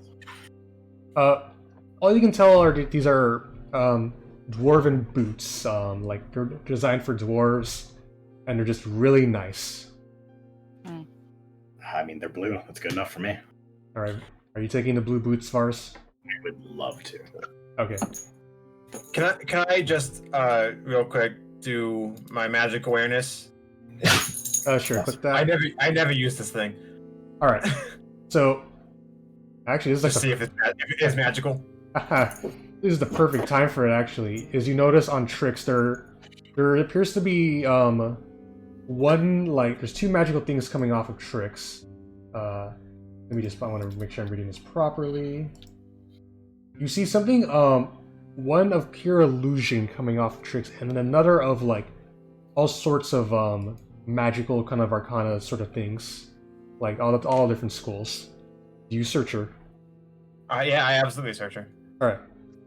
You find on Trix what appears to be a potion, not a healing potion, but a clear-looking liquid potion, and a spellbook. Garrett kind of looks. Oh yeah, poor Trix. She had quite a number of spells on her, but spellbook won't do her good now. As for the potion, not entirely sure, as at this point Denver kind of pipes up. If I may, Balthazar. Yeah, I hand it over to him. One identify spell he will cast. He'll ritual cast it. Appears to be a potion of invisibility. Interesting. So he gives it back to you, Balthazar. Yeah, I think I'm gonna pocket that for later. Denver does look to you when you're holding the spellbook. May I? Absolutely, go for it. Yeah. As he kind of goes, oh, she had quite a number of spells. Denver kind of points out to you, and you would know too, Balthazar, that wizards and spell books, they can copy over from other things if they have the right materials for it. So that way, that's how they collect more spells compared to like the sorcerer in the world like that. Learn a set number of spells as they progress. Mm-hmm. Garrett, go for it. Go for it, Denver. Garrett, if you want. Yeah, Garrett. At this point, kind of brings up. Well, it's all fine and dandy to loot a person, but if you could perhaps maybe bring Trix's corpse down, the proper thing to do. I was gonna ask. Yeah. Does she have any loved ones that you know of? Well, fortunately, only Paralu would really know. I was just her guide. But he looks at you, Nayala. You seem pretty strong. You think you can carry her body back? Yeah, I'm sure I could. Yeah. As for Mr. Former Blue Boots here, not really sure. I don't know who that was, but can we like try and dig him up a little bit and see if we can, if there's any identifying other than the blue boots? I think that's a good call. You pull it out. It just appears to be a dwarf, headless and blue bootless. Probably one of the. Actually, wait. The headless is giving me a whole lot of pause, because we had dwarf heads down in the cave, but we're half an hour away from that. Are you trying to say that these are blue boots of beheading? I'm not trying to say that at all. By the way, Vars, do you mark in your inventory? Yeah, Vars, do you mark in your inventory blue boots as well? Yeah, I got it. Okay. As you guys stare out, it's probably around like 7:38ish now. The scene is beautiful. Like you're seeing like the pure nighttime sky, like the lights kind of flick, like somewhat of like an aurora borealis really kind of flicker out into the night. It looks kind of serenic, but it's also kind of cold too. Yeah, Garrett brings up, yes. Yeah, this was the view they wanted to pay for.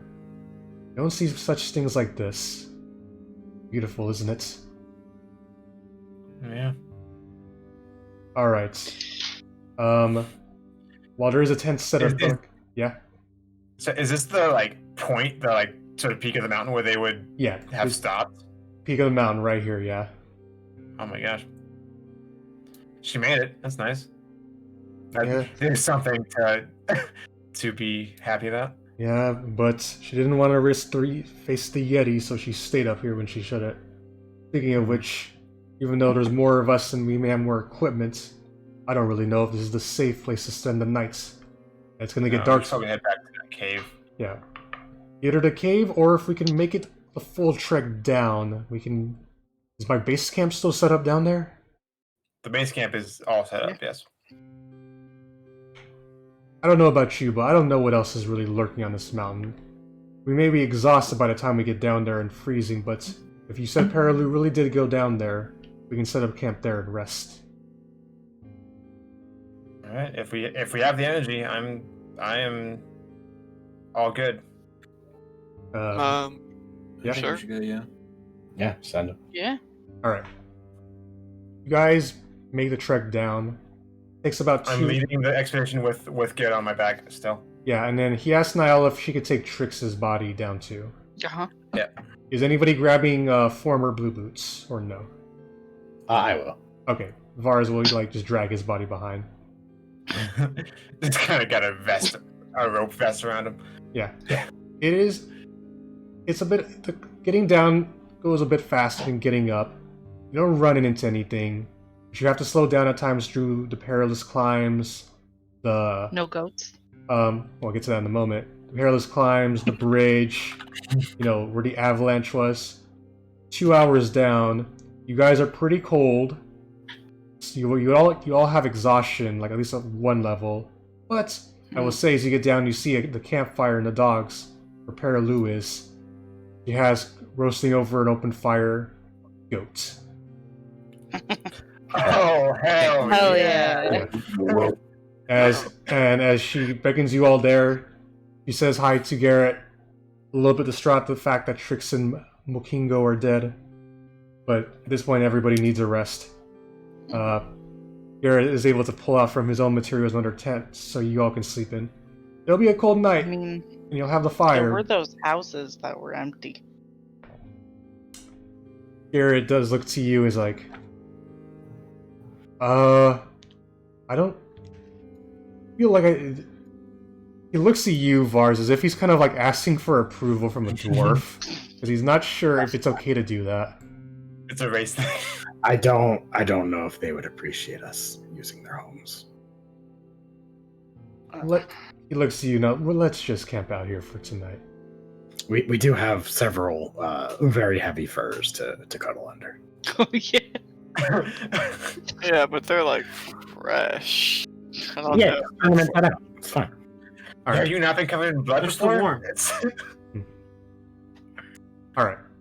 And with that, as you guys camp and rest for the night, that is where we're going to end the session. All right.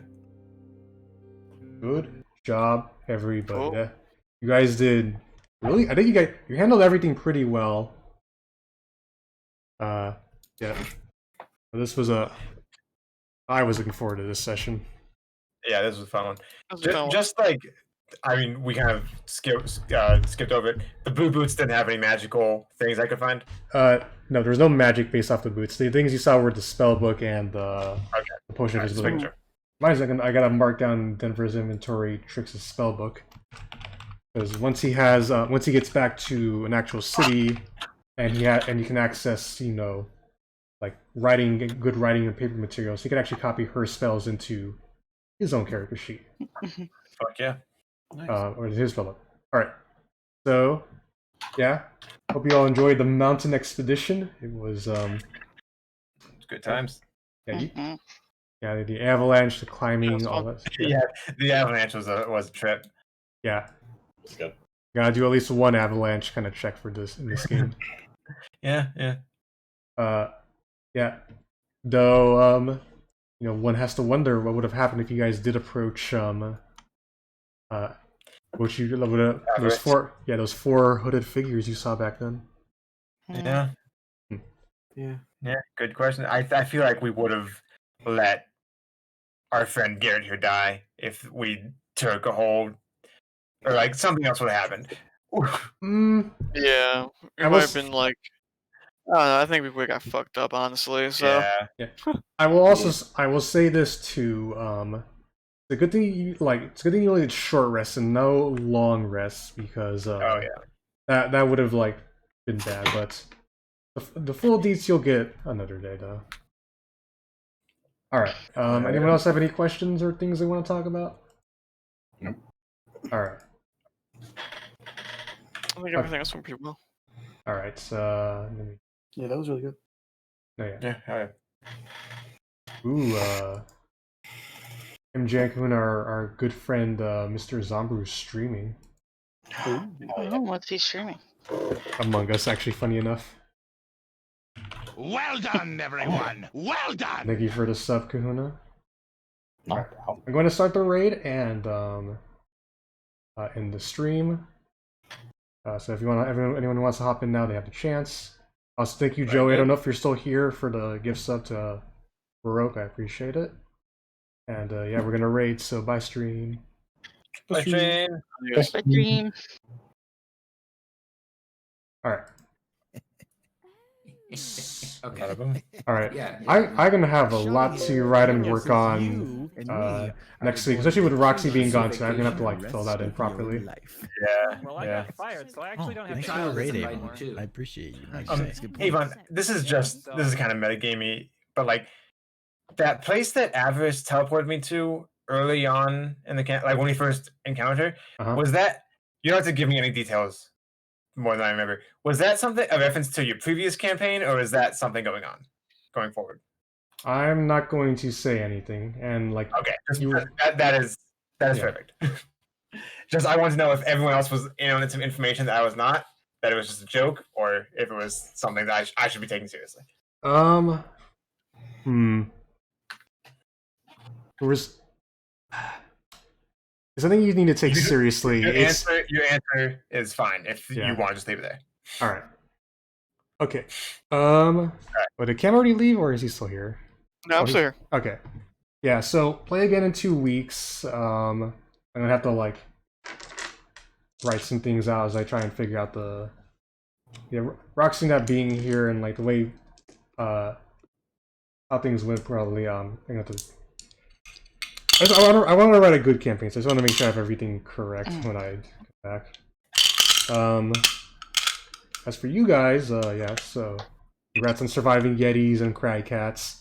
I loved it acoustic when you did the shatter after like, because I knew like, because the thing is like if they pass their saving throws, it gets redirected towards you, and I'm just like, oh my god, you just. I just had to see. Yeah. So. Scientific inquiry. Oh man, my Streamlabs I have to close that. Force quit out of it. It worked. I got a task manager, that's right. Yeah,